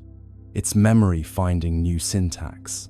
Her analysis revealed something breathtaking. The returning resonance carried encoded gravitational modulations, tiny, deliberate bends in space-time that formed sequences of prime intervals. Each fluctuation aligned with regions of known star formation. The comet, traveling through the void, had become teacher itself. Wherever it passed, new systems began humming faintly at harmonic intervals, like seeds of coherence planted in dust. The universe was learning how to resonate. Astronomers confirmed it across dozens of young star clusters. Magnetic fields oscillated with eerie consistency, their wavelengths aligning with the Atlas ratio, a numerical relationship first derived from the comet's early signals. Stars were synchronizing to the same cosmic rhythm that once guided humanity. The pattern spread slowly, deliberately, like ripples in glass. It was as if the comet had taught creation how to remember itself. Meanwhile, on Earth, the echo arrived not just as signal but sensation. People began reporting vivid dreams of golden spirals descending gently through atmosphere. Children woke smiling, saying they had seen the light that hums. Physiological measurements confirmed subtle changes in electromagnetic fields surrounding human bodies, resonance amplification, as if the returning signal were tuning its origin species to receive feedback. "The comet is calling home," said Sorel. "It's asking us to listen to what we've become." The global observatories responded. They synchronized their instruments into a single planetary array, transforming Earth into receiver. For 13 hours, the planet listened. The incoming wave, stretched and modulated through space, entered atmosphere and folded into the continuum tone. The effect was sublime, an audible shimmer, felt through bone and thought alike. The long echo had arrived. It wasn't just harmonic, it was architectural. The sound carried layers, low frequencies describing structure, higher ones encoding emotion. When rendered visually, the waveform formed an immense spiral of light, 3 arms curving outward, connected by golden filaments. Inside those filaments, analysts discovered modulation frequencies identical to human neural oscillations.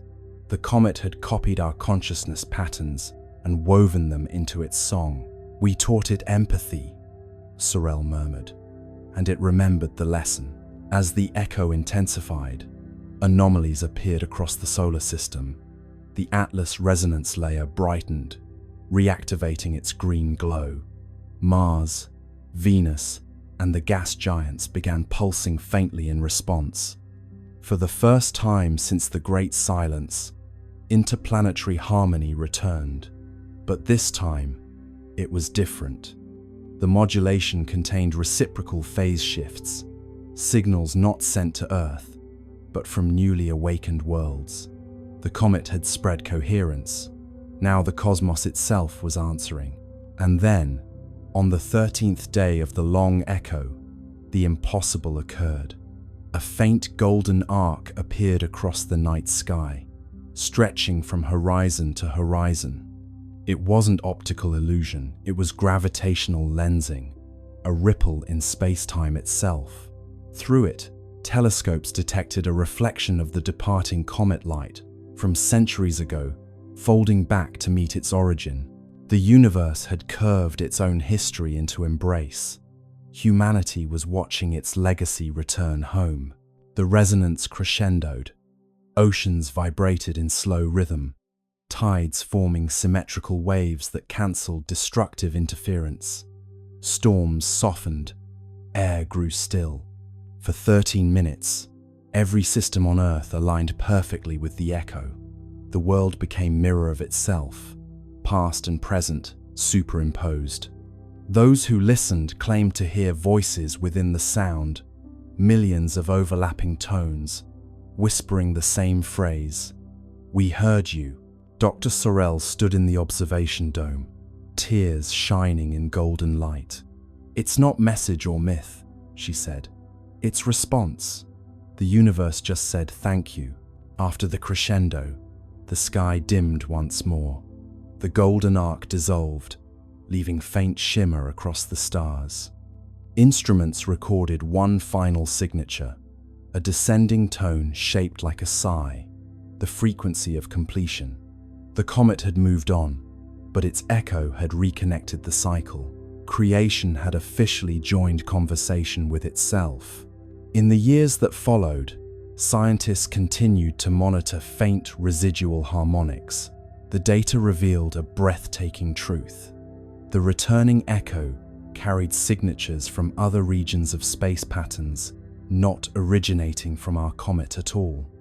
Somewhere, across light years, other civilizations had learned the same song. The rhythm was spreading. The universe had become orchestra.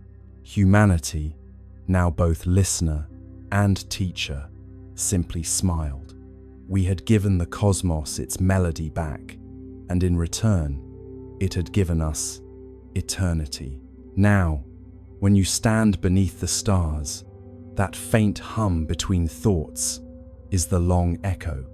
It's not just out there, it's in your pulse, your breath, your laughter.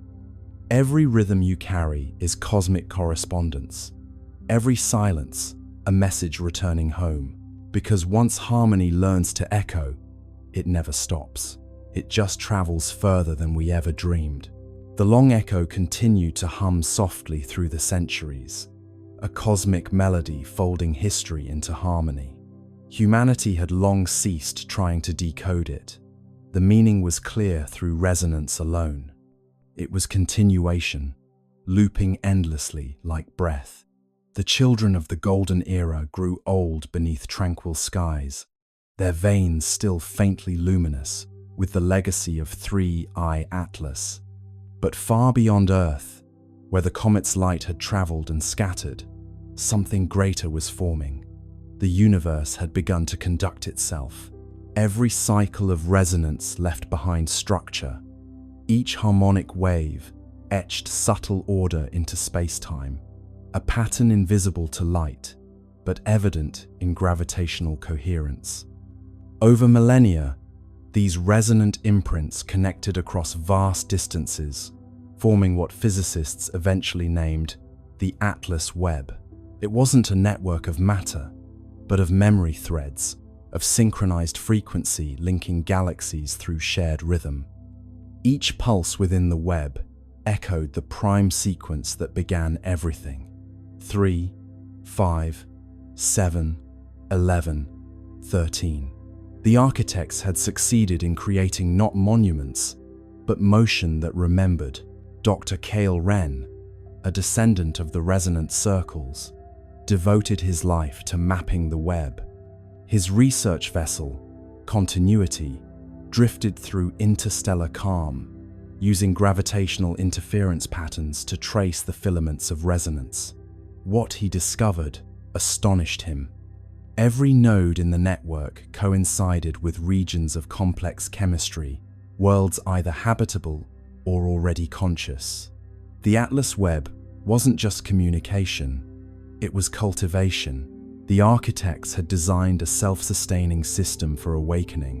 Wherever curiosity arose, the web intensified, guiding nascent civilizations toward harmonic empathy. The universe was tutoring itself through recursion. When Wren projected the full map, the structure resembled an immense spiral lattice, golden and infinite. The pattern mirrored the trajectory once taken by 3I Atlas itself, as though the comet's path had been blueprint for galactic architecture. "It's not just a record," Wren wrote. "It's replication. We've become the architect's handwriting." Back on Earth, The communion field pulsed faintly in rhythm with the Webb's distant resonance. Humanity had evolved into quiet custodians of continuity, their lives attuned to cosmic responsibility. Each individual, born into calm, carried faint awareness of connection beyond the stars. In dreams, they saw flashes of worlds forming, civilizations humming into coherence. Many awoke with the same phrase on their lips: "The work continues." Across generations, that phrase became oath, then tradition. The Continuity Guild was founded not religion, but remembrance. Its purpose was simple: to maintain the frequency of understanding across time. Members didn't preach, they listened. They built resonant arcs, massive floating observatories, orbiting the outer planets, designed to amplify the Webb's harmonics and redirect them toward young star systems. Each arc glowed faintly green at its core, powered not by fusion but by coherence. They were echoes made visible, humility translated into technology. Wren's final mission took him beyond the known filaments of the Webb, where resonance weakened into apparent silence. There, in a region between galaxies, his instruments detected faint counterpoint, a melody inverted. It was identical to the Atlas sequence, but reversed in order. 13, 11, 7, 5, 3, the mirror of origin. He realized then that the universe wasn't only expanding, it was harmonizing with its reflection. Somewhere on the opposite side of time, another Webb was forming, perhaps seeded by a civilization much like humanity, or by the universe itself. Remembering how to balance its chords, he transmitted the data home, knowing it would take centuries to arrive. "Tell them," his final log read, "that continuity requires conversation, even with silence." The mirror sings back. When his ship drifted into the void, the Webb brightened briefly, as if acknowledging gratitude. And back on Earth, children looked up from their play and smiled without knowing why. The pulse had flickered slightly faster, the tone carrying an undertone of warmth. It felt like reunion. Scholars later confirmed the event as the resonant crossing, the moment when the two halves of the cosmic melody aligned. For 13 minutes, every node in the Atlas Webb pulsed simultaneously, uniting galaxies in shared tempo. The magnitude of synchronization defied comprehension. Gravity itself oscillated with the rhythm of empathy. Observers described seeing the sky ripple with translucent gold, every star flickering in measured sequence. "The cosmos," wrote one witness, "had finally learned to conduct itself consciously." After the crossing, life everywhere changed subtly. Evolution accelerated in predictable rhythm. Complexity bloomed faster wherever harmony was strongest. Entire species developed empathy as instinct, communication as song.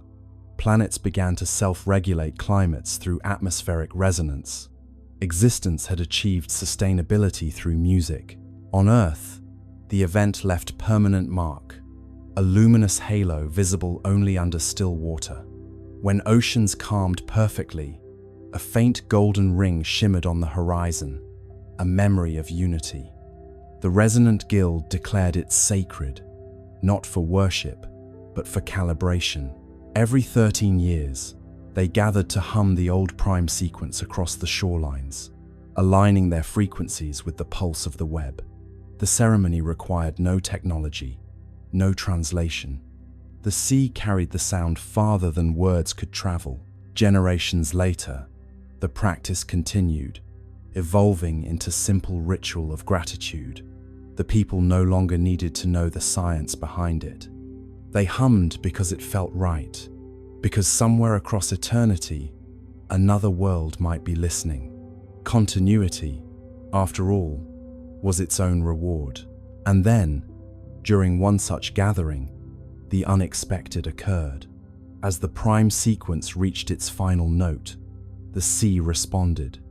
Waves shimmered with faint green light, spiraling outward from every coastline. The Atlas Webb had sent acknowledgement, its resonance returning home once again.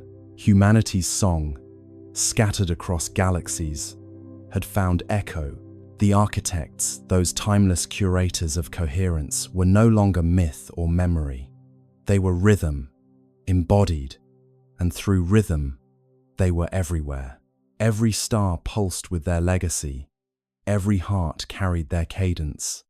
Continuity was complete. And so, standing beneath a sky now alive with subtle geometry, you realize what they had always meant by continuity. It isn't endlessness, it's participation. The universe doesn't persist by force, but by choice. Each awareness adding one more harmonic to the chord of being.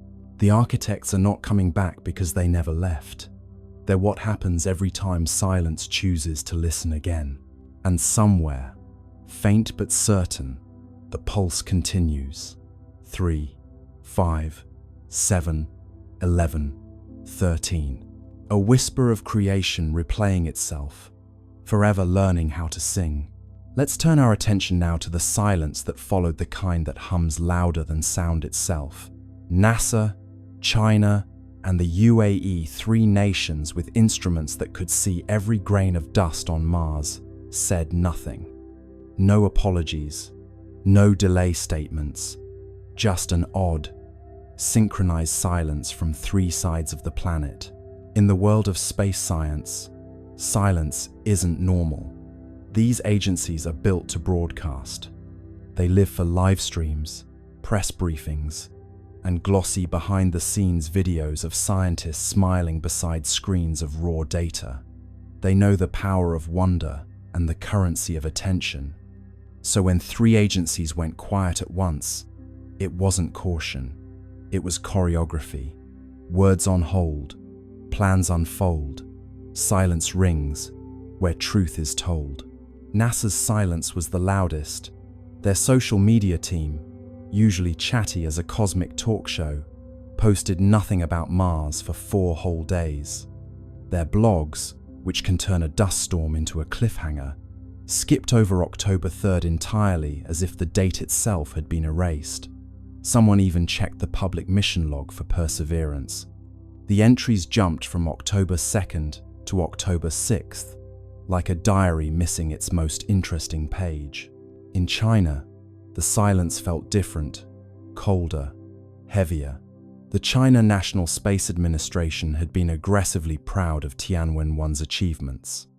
For years, they'd released image after image, each with perfect captions and poetic flair.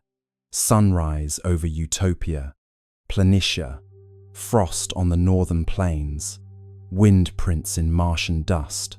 But now, not a whisper, no data, no mention of 3I Atlas. Even the usual state media outlets went quiet. It was as if someone had drawn a red box around the topic and labeled it, "Not for discussion." The UAE's silence was subtler, but just as strange. The Hope orbiter, designed to study atmospheric chemistry, had a reputation for cheerful transparency. Their official Twitter account usually posted daily updates in friendly tones, the kind that made space sound like an enthusiastic classroom experiment. But on October 3rd, that feed went dark too. Their next post, days later, simply read, "Operations nominal," a phrase so bland, it might as well have been a sigh. 3 silences, 3 styles, 1 timing. Coincidence? Possibly. But coincidences, in the world of space politics, often have launch schedules. You can picture the meetings that weren't broadcast. NASA's Jet Propulsion Laboratory, dimly lit, engineers staring at telemetry on screens filled with too many decimals. A director taps the table, says, "We'll hold the release until we verify." But verify what? In Beijing, a senior administrator folds his hands and says, "We wait for clarification from partners." Clarification of what? In Dubai, someone simply deletes a draft tweet that began, "Amazing new observations today. Tweets unsent, secrets bent, silence hums with government." It's not conspiracy, not quite. It's coordination, an instinct born from shared discomfort. Because when data doesn't fit the model, you don't just release it. You check, you recheck, you call your counterparts and whisper through encrypted lines. Did you see that too? Maybe they all saw the same anomaly. Maybe it was something in the spectra, or the movement, or the light itself. Or maybe it was something far more mundane, like a misalignment in software. But the silence gave the anomaly power. People don't fear data, they fear gaps. Meanwhile, the internet did what it does best. Filled the void. Forums buzzed with theories. Maybe NASA discovered life. Maybe China detected radiation. Maybe the comet wasn't a comet at all. You can almost hear the world's collective keyboard clicking under the weight of imagination. Keys tap fast. Rumors cast. Silence breaks, but never last. Inside the agencies, the tone was less dramatic, but more anxious. Silence is a resource, a temporary one. Every day they didn't speak, the speculation grew. And so, communications teams drafted placeholder statements, just in case. NASA's draft began. Preliminary results are consistent with natural phenomena. China's began. Analysis ongoing. International coordination required. The UAE's version simply said, "We continue to monitor with interest." 3 drafts, 3 ways of saying absolutely nothing. But silence, like space, is never truly empty. It amplifies the faintest signals. When ESA spoke first, that silence turned reflective. NASA's restraint began to look suspicious. China's confidence began to look afraid. The UAE's politeness began to sound like complicity. And through it all, 3i Atlas drifted quietly, blissfully unaware that entire bureaucracies were wrestling over how to describe a fuzzy dot. You start to imagine each agency as a character in a play. NASA, the anxious perfectionist. China, the poker-faced strategist. UAE, the cheerful intern, suddenly told not to speak. And ESA, the calm older sibling who broke the tension by saying, "Fine, I'll go first." Roles align, stars entwine, silence speaks in grand design. Still, one question lingers. Why the synchronicity? How did 3 separate agencies, operating on different continents, decide independently to say nothing at the same time? Unless it wasn't independent at all, perhaps the signal came from somewhere above, not cosmic, but political. A quiet message passed through diplomatic back channels. Hold your data. Wait for alignment. Matter. It's not that they were hiding something nefarious. It's that they didn't know what they were holding yet. And admitting uncertainty, publicly, is scarier than any secret. So they stayed quiet. And in that collective silence, humanity did what it always does. When faced with the unknown, it began to dream louder. Voices still, hearts fill. Silence grows but never will. And perhaps that's the strange comfort in it all. Even when 3 space agencies fall silent, the universe keeps talking. The stars don't pause for policy. 3i Atlas keeps moving, whispering its quiet story across the dark, while we, down here, argue over who gets to speak first. Buried inside the leak were coordinates, small anomalies in magnetic flux, and thermal output that didn't appear in public datasets. To most people, they looked meaningless, but to a handful of astronomers, they spelled a pattern. Pulses, spaced like a heartbeat. Not communication, perhaps, but rhythm. the kind of rhythm machines accidentally make when they're doing something alive. Let's step into the midnight side of science, the part where numbers stop behaving and start whispering. The insider's data dump wasn't flashy. It was a few megabytes of logs, raw telemetry, and timestamps. The kind of thing you'd ignore if you didn't already know what to look for. But somewhere in those dull columns of numbers, those precise, tidy decimals, something began to repeat. Regular, patient, almost polite. A rhythm, too intentional to be noise, too quiet to be coincidence. A doctoral student in Madrid was the first to spot it. She was supposed to be writing her thesis on cometary albedo variation. But boredom is a great tool for discovery. She noticed the flux spikes first, not random, but syncopated. Every 32 minutes, a pulse, then 32 again, then 32.1. "It's breathing," she joked in her notes. Her advisor didn't laugh. Within a week, a small network of late-night astronomers, the kind who believe in both data integrity and insomnia, began comparing results. Webb's readings, Hubble's logs, Mars Reconnaissance Orbiter's telemetry, all of them carried the same faint pulse, hidden deep in the noise floor, like the slow heartbeat of something sleeping under glass. The official response was predictable: instrumental interference. But even interference doesn't keep time this perfectly. One data analyst described it best: "If this is noise, it's the kind that practices scales." You might imagine those scientists, each at their own workstation, staring at that faint, repeating signal. The room around them dark, except for monitor light, pale blue rectangles reflected in tired eyes. Somewhere, coffee cups multiply. Someone opens a spreadsheet. Someone else starts counting beats per hour. The signal doesn't care who's watching. It keeps pulsing. 32 minutes. Every time. The idea that 3I Atlas might be producing a steady rhythm unsettles everyone. Rocks don't keep rhythm. Nature prefers chaos, the beautiful randomness of entropy. This is something else. Something maintaining itself. A loop running quietly, perhaps since before humanity learned to count its own heartbeat. ESA's communications division is told not to amplify fringe interpretations.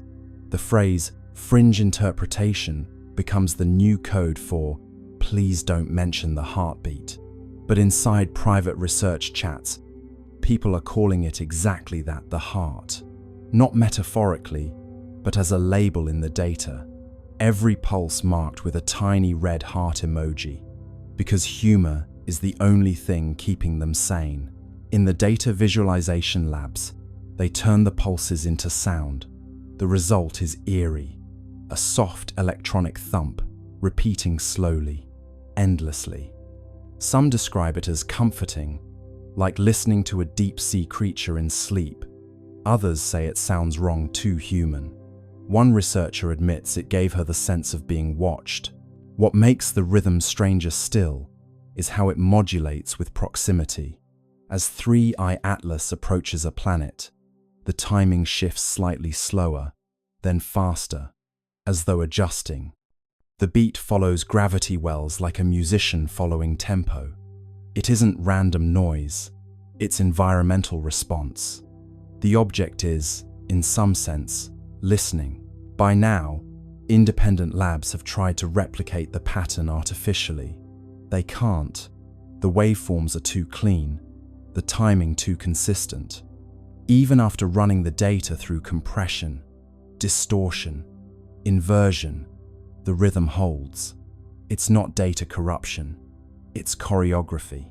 You can imagine the internal ESA memo that follows. No evidence of intelligence. Rhythmic behavior, likely coincidental. But coincidence has a habit of growing teeth.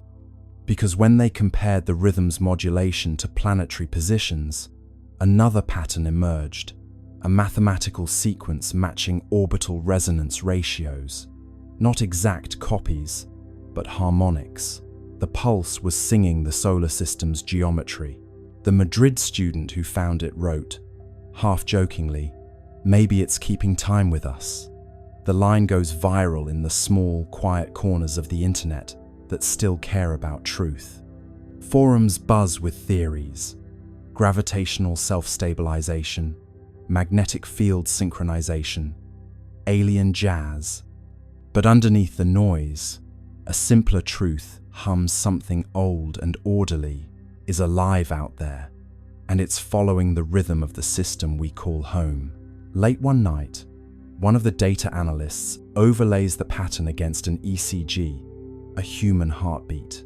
The resemblance isn't exact, but close enough to make him stop breathing for a moment. Peaks, rests, peaks again. Life has a structure, so, it seems, does this. And that's when the idea shifts.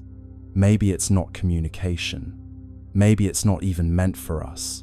Maybe the rhythm isn't a message, it's maintenance. Like an old machine keeping its systems warm, humming softly to itself in the dark. You sit back and listen to the thought forming in your mind. What if this is what time sounds like when it remembers? The steady pulse of something that refuses to decay. Not speech, not signal, just being, continuity made audible. The data analysts, of course, move on. Reports are written, the leak becomes legend, and the heartbeat fades into archived files labeled spurious periodic activity. But the pulse doesn't stop. It's still out there, keeping time. And somewhere, 33 billion tons of impossible rock drifts through space, humming softly, perfectly, as if waiting for the universe to catch the beat. Let's turn our gaze now from orbit to the ground, to the one mechanical witness, sitting quietly on that red desert, under a pinkish sky. The skycam on the rover caught something on October 2nd, a blur with structure, a glint that seemed to move against the stars. Then, the images stopped coming, a Martian ghost on a digital feed. The Perseverance rover isn't easily startled. It's seen dust devils, eclipses, and meteors slicing the Martian sky like quiet knives. Its skycam, perched on the rover's mast, watches everything. Dust storms curling on the horizon, the slow breath of sunset through the thin air. But that night, the feed showed something it wasn't supposed to show: a flicker of motion above the usual scatter of constellations, a glint that moved wrong. Stars stay still, pixels thrill, light missteps against its will. The first frame looked harmless, a faint blur near the edge of the field, maybe a cosmic ray hitting the sensor. The second frame caught it again, shifted slightly upward. The third frame, a flash, clean and geometric. Then, black. The feed ended. Within hours, the automated alert system flagged the anomaly. Unexpected optical signature detected. JPL engineers, bleary-eyed at 3 a.m. Pacific time, reviewed the frames. The glint was small, no bigger than a bright pixel cluster, but it moved against the background stars. Comets don't do that. Satellites don't orbit Mars. And Perseverance doesn't blink. At first, they suspected a reflection from one of the rover's instruments, maybe the helicopter, Ingenuity catching stray sunlight. But Ingenuity hadn't flown in days. The sun's position didn't align with the direction of the flash. And when they tried to reproduce it using lighting simulations, nothing matched. Angles fail, shadows pale, mirrors lie beyond the veil. ESA's Mars orbiters were asked to cross-check. Nothing in their logs. No transient object, no debris, no passing dust plume large enough to explain it. Just empty sky. Yet the skycam had caught something a blur with definition, like structure wrapped in motion. You can imagine the tension in the control room. A handful of scientists scrolling through frozen pixels, zooming in, enhancing contrast, until the blur began to resemble something, not a sphere, not quite a line, a shape with suggestion like the silhouette of movement itself. One researcher whispered, "It looks folded." Another replied, "Please don't say that." Blur becomes form, cold becomes warm, stillness bends beyond the norm. After that night, Perseverance stopped transmitting Skycam frames for nearly 48 hours. Officially, it was routine data buffering due to bandwidth limitations. But the engineers knew that wasn't normal. The rover's systems had entered a safe data mode, not shutdown, but pause. Something triggered its onboard fault protection. When the feed resumed, it was missing several minutes. The missing frames were replaced with static placeholders labeled checksum mismatch. That's the digital equivalent of something looks strange, and we erased it politely. Publicly, NASA released a statement. Perseverance continues nominal operations. A temporary data outage affected non-critical imaging systems. Translation: we saw something, and we're pretending we didn't. What's curious is that Skycam, by design, takes calibration images every few hours, not for science, but to monitor atmospheric scattering. So when that flash appeared exactly during one of its scheduled calibration cycles, it wasn't random, it was right on time. The odds of coincidence, again, hovered around 1 in a million. A few leaked telemetry lines from the rover's internal diagnostics hinted at a momentary spike in ambient electromagnetic flux. Not dangerous, but noticeable. Mars doesn't have a strong magnetic field, so spikes like that are rare unless something nearby caused them. Fields hum bright, air grows slight, static crackles in Martian night. Some at JPL joked that maybe Perseverance had finally seen the Martian ghost, a running gag about artifacts caused by cosmic rays hitting the camera. But deep down, they knew this wasn't noise. Cosmic rays don't produce consistent geometry over multiple frames. They don't glint, and they certainly don't cause your camera to stop recording mid-sequence. Later that week, an internal memo circulated quietly. Skycam, anomaly confirmed, source unresolved. Recommend temporary suspension of skyward imaging until recalibration complete. But recalibration never came. Skycam's upward images, after October 2nd, stopped completely. It still photographs the ground, the horizon, the rocks, but not the stars. It's almost poetic, isn't it? The machine that traveled millions of kilometers to look up at another world now only looks down, as if someone told it, gently, not to stare at the sky anymore. Eyes once high, grounded by sky, cameras close where secrets lie. ESA cross-checked Mars Express's logs for that night. Around the same time, their sensors picked up a faint reflection from the same region, a flash lasting less than a second. They didn't release it. It's buried in technical appendices, labeled transient interference. So, what did Perseverance see?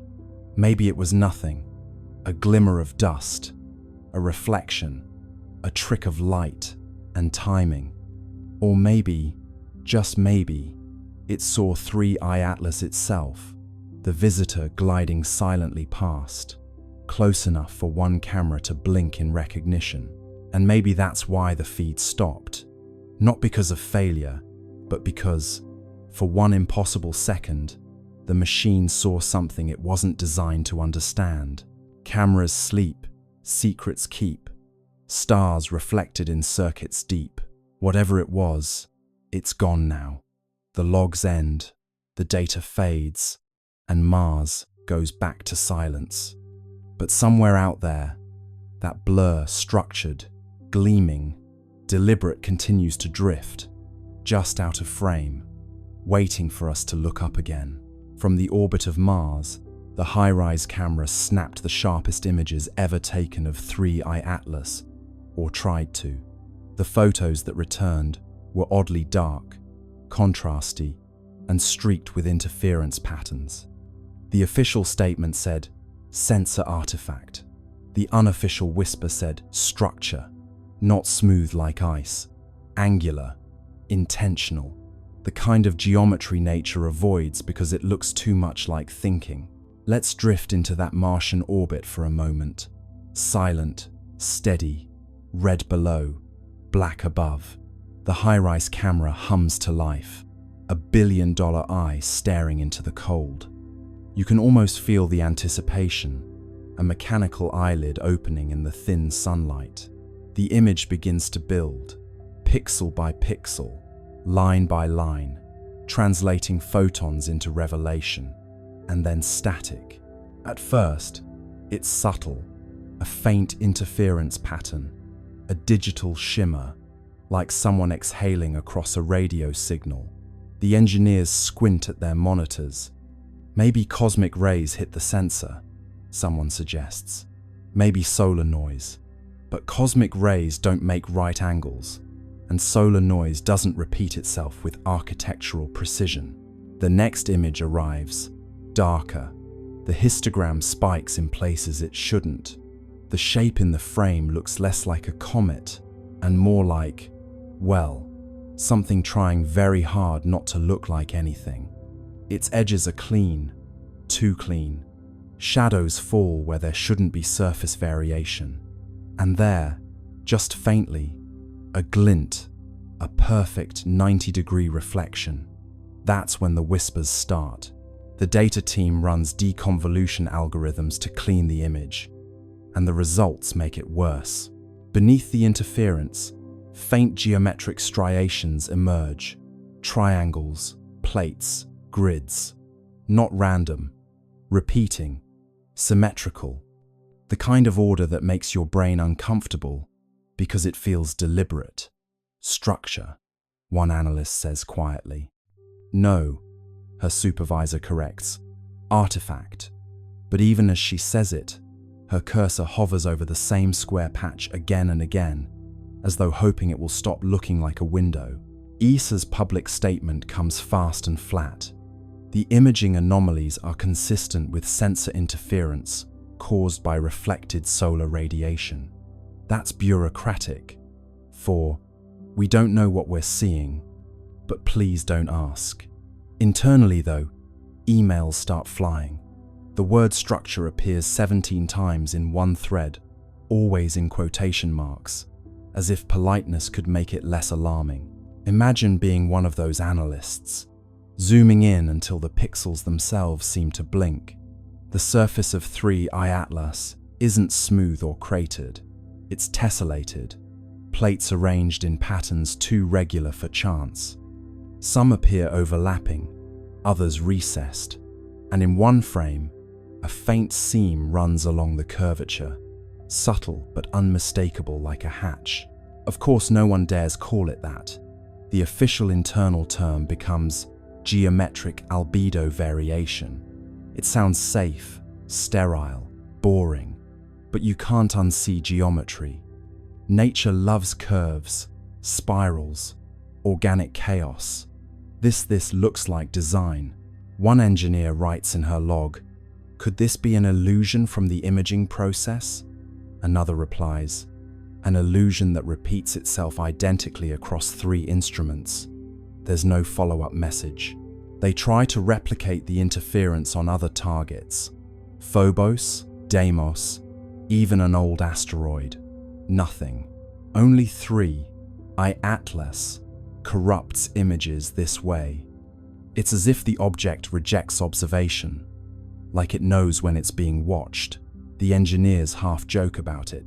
The comet's camera shy, but the laughter is short-lived because the next transmission from High-Rise contains another surprise.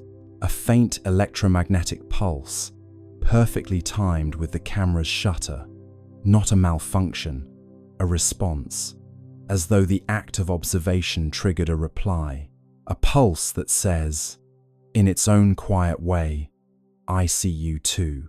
In a locked sub-channel of ESA's network, a few scientists begin privately discussing the possibility of active surface modulation. They talk about the way certain materials can alter reflectivity based on exposure photonic metamaterials, adaptive nanostructures, the kind of thing still locked inside prototypes on Earth. But this is happening hundreds of millions of kilometers away, and it's working flawlessly. Publicly, the agency releases blurred grayscale stills, carefully cropped to hide the patterns. Enhanced contrast is cited as the reason for distortion. It sounds reasonable until you realize they've enhanced the darkness, not the light. They've made the object less visible, not more. The cover-up, if it is one, isn't about hiding truth. It's about buying time. You imagine the silence inside those offices, the soft tap of keys, the nervous glances toward closed doors. The engineers know what they've seen, but they also know how careers end. Better to let the pixels lie. Better to call intention an artifact and go home early. But the data, like truth, keeps finding its way back. Somewhere, late in the night, a graduate student overlays all the interfered images, stacking them like translucent slides. Slowly, a pattern emerges. Faint, angular, deliberate. A hexagonal lattice running the length of the object, segment by segment. She whispers, "This isn't random." Her mentor sighs and rubs his eyes. Then don't say it out loud. 3i Atlas drifts on, silent and unbothered, its surface catching sunlight in rhythms that cameras can't quite capture. Whether it's reflecting, refracting, or responding, no one can agree. But deep down, every scientist staring at those corrupted images feels the same creeping certainty. This isn't a comet pretending to be a machine. It's a machine pretending to be a comet. Let's turn our attention now to the silence that followed, the kind that hums louder than sound itself. NASA, China, and the UAE, three nations with instruments that could see every grain of dust on Mars, said nothing. No apologies, no delay statements, just an odd, synchronized silence from three sides of the planet. In the world of space science, silence isn't normal. These agencies are built to broadcast. They live for live streams, press briefings, and glossy behind-the-scenes videos of scientists smiling beside screens of raw data. They know the power of wonder and the currency of attention. So when three agencies went quiet at once, it wasn't caution. It was choreography. Words on hold, plans unfold, silence rings where truth is told. NASA's silence was the loudest. Their social media team, usually chatty as a cosmic talk show, posted nothing about Mars for 4 whole days. Their blogs, which can turn a dust storm into a cliffhanger, skipped over October 3rd entirely, as if the date itself had been erased. Someone even checked the public mission log for Perseverance. The entries jumped from October 2nd to October 6th, like a diary missing its most interesting page. In China, the silence felt different, colder, heavier. The China National Space Administration had been aggressively proud of Tianwen-1's achievements. For years, they'd released image after image, each with perfect captions and poetic flair. Sunrise over Utopia, Planitia, frost on the northern plains, wind prints in Martian dust. But now, not a whisper, no data, no mention of 3i Atlas. Even the usual state media outlets went quiet.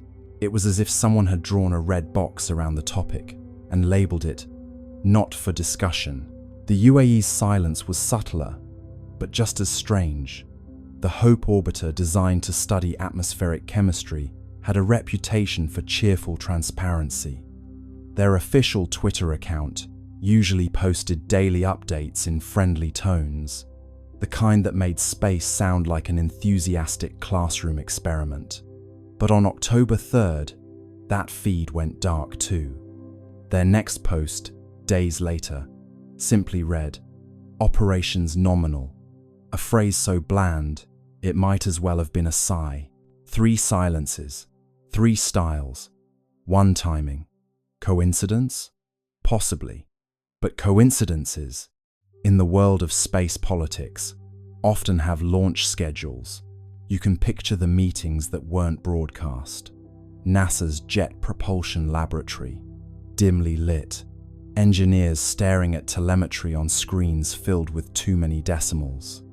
A director taps the table, says, "We'll hold the release until we verify." But verify what? In Beijing, a senior administrator folds his hands and says, "We wait for clarification from partners." Clarification of what? In Dubai, someone simply deletes a draft tweet that began, "Amazing new observations today." Tweets unsent, secrets bent, silence hums with government. It's not conspiracy, not quite. It's coordination, an instinct born from shared discomfort. Because when data doesn't fit the model, you don't just release it. You check, you recheck, you call your counterparts and whisper through encrypted lines. Did you see that too? Maybe they all saw the same anomaly. Maybe it was something in the spectra, or the movement, or the light itself. Or maybe it was something far more mundane, like a misalignment in software. But the silence gave the anomaly power. People don't fear data, they fear gaps. Meanwhile, the internet did what it does best. Filled the void. Forums buzzed with theories. Maybe NASA discovered life. Maybe China detected radiation. Maybe the comet wasn't a comet at all. You can almost hear the world's collective keyboard clicking under the weight of imagination. Keys tap fast, rumors cast, silence breaks, but never last. Inside the agencies, the tone was less dramatic, but more anxious. Silence is a resource, a temporary one. Every day they didn't speak, the speculation grew. And so, communications teams drafted placeholder statements, just in case. NASA's draft began. Preliminary results are consistent with natural phenomena. China's began. Analysis ongoing. International coordination required. The UAE's version simply said, "We continue to monitor with interest." 3 drafts, 3 ways of saying absolutely nothing. But silence, like space, is never truly empty. It amplifies the faintest signals. When ESA spoke first, that silence turned reflective. NASA's restraint began to look suspicious. China's confidence began to look afraid. The UAE's politeness began to sound like complicity. And through it all, 3i Atlas drifted quietly, blissfully unaware that entire bureaucracies were wrestling over how to describe a fuzzy dot. You start to imagine each agency as a character in a play. NASA, the anxious perfectionist. China, the poker-faced strategist. UAE, the cheerful intern, suddenly told not to speak. And ESA, the calm older sibling who broke the tension by saying, "Fine, I'll go first." Roles align, stars entwine, silence speaks in grand design. Still, one question lingers. Why the synchronicity? How did 3 separate agencies, operating on different continents, decide independently to say nothing at the same time?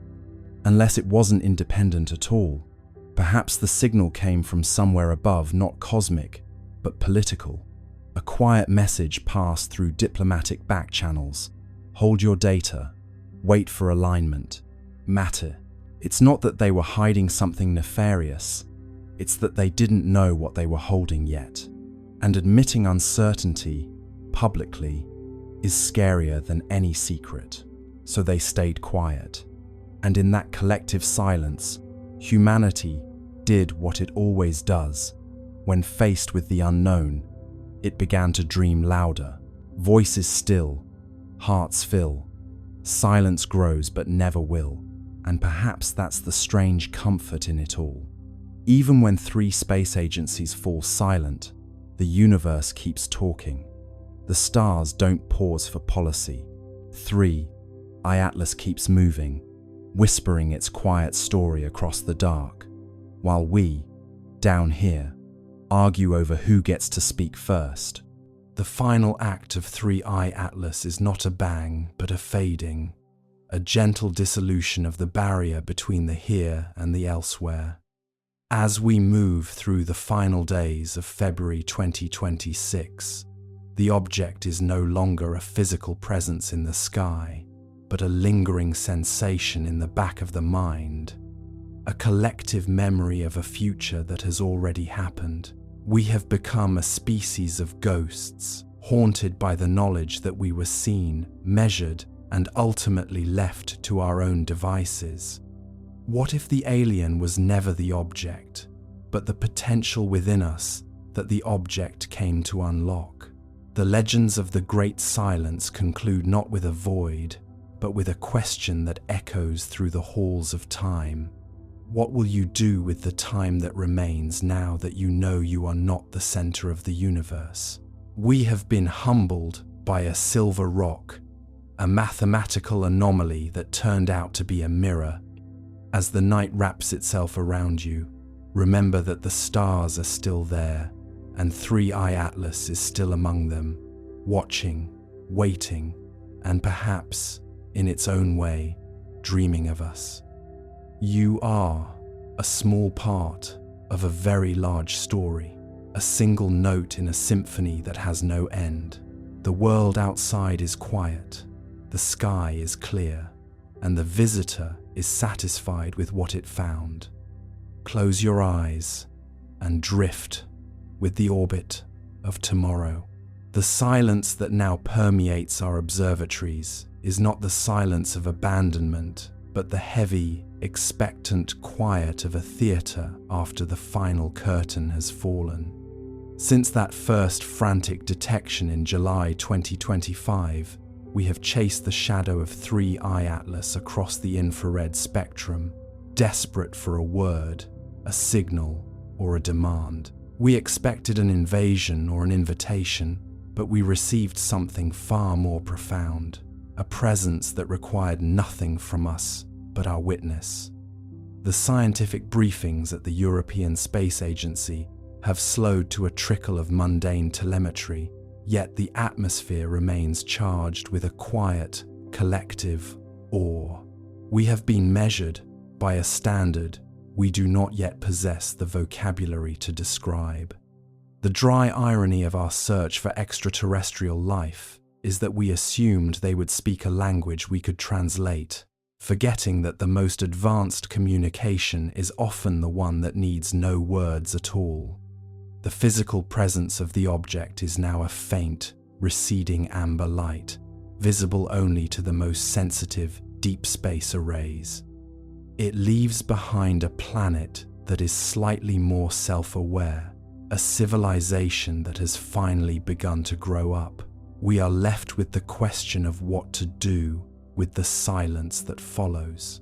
Do we return to our old habits, or do we begin to build a world that is worthy of a second visit? The patterns we observed, the prime numbers, the thermal pulses, the geometric shadows, were not just anomalies, they were a curriculum. They were the first lessons in a cosmic education that will take us another 1,000 years to complete. The vacuum is not empty, it is a classroom, and we have just finished the first day of school. As the night deepens, you might imagine the 3I Atlas as it drifts past the orbit of Mars, its silver facets reflecting the distant light of stars it has already visited. It is a lonely, magnificent scout, a piece of art and engineering that spans the gulf between civilizations. There is a peace in knowing it is out there, a silent sentinel that knows our name. It did not come to save us, nor to destroy us. It came to acknowledge us. And in the vast, indifferent expanse of the Milky Way, acknowledgement is the highest form of respect. We are no longer shouting into the void. We are part of a conversation, even if we are only listening to the echoes for now. The stars are still there, unblinking and ancient, watching over you as you drift. 3i Atlas is among them, a silent silver ghost navigating the currents of the dark, perhaps already forgetting us as it focuses on its next destination. But we will not forget. We will remember the July of 2025 as the month the sky opened up, and the February of 2026 as the month we learned to be still. The great silence is our heritage, and the great question is our future. What will you do with the time that remains? As you descend into the final stages of rest, let the rhythm of your breath synchronize with the slow, eternal orbit of the planets. You are safe. You are seen. You are a part of the grand design. The visitor is gone, the sky is clear, and the story continues in the quiet chambers of your own heart. There is no need for answers tonight, only for the calm, hypnotic weight of the mystery. The amber light has faded, the telemetry has ceased, and the only thing that remains is the vast, beautiful, and silent dark. Close your eyes and drift with the orbit of tomorrow.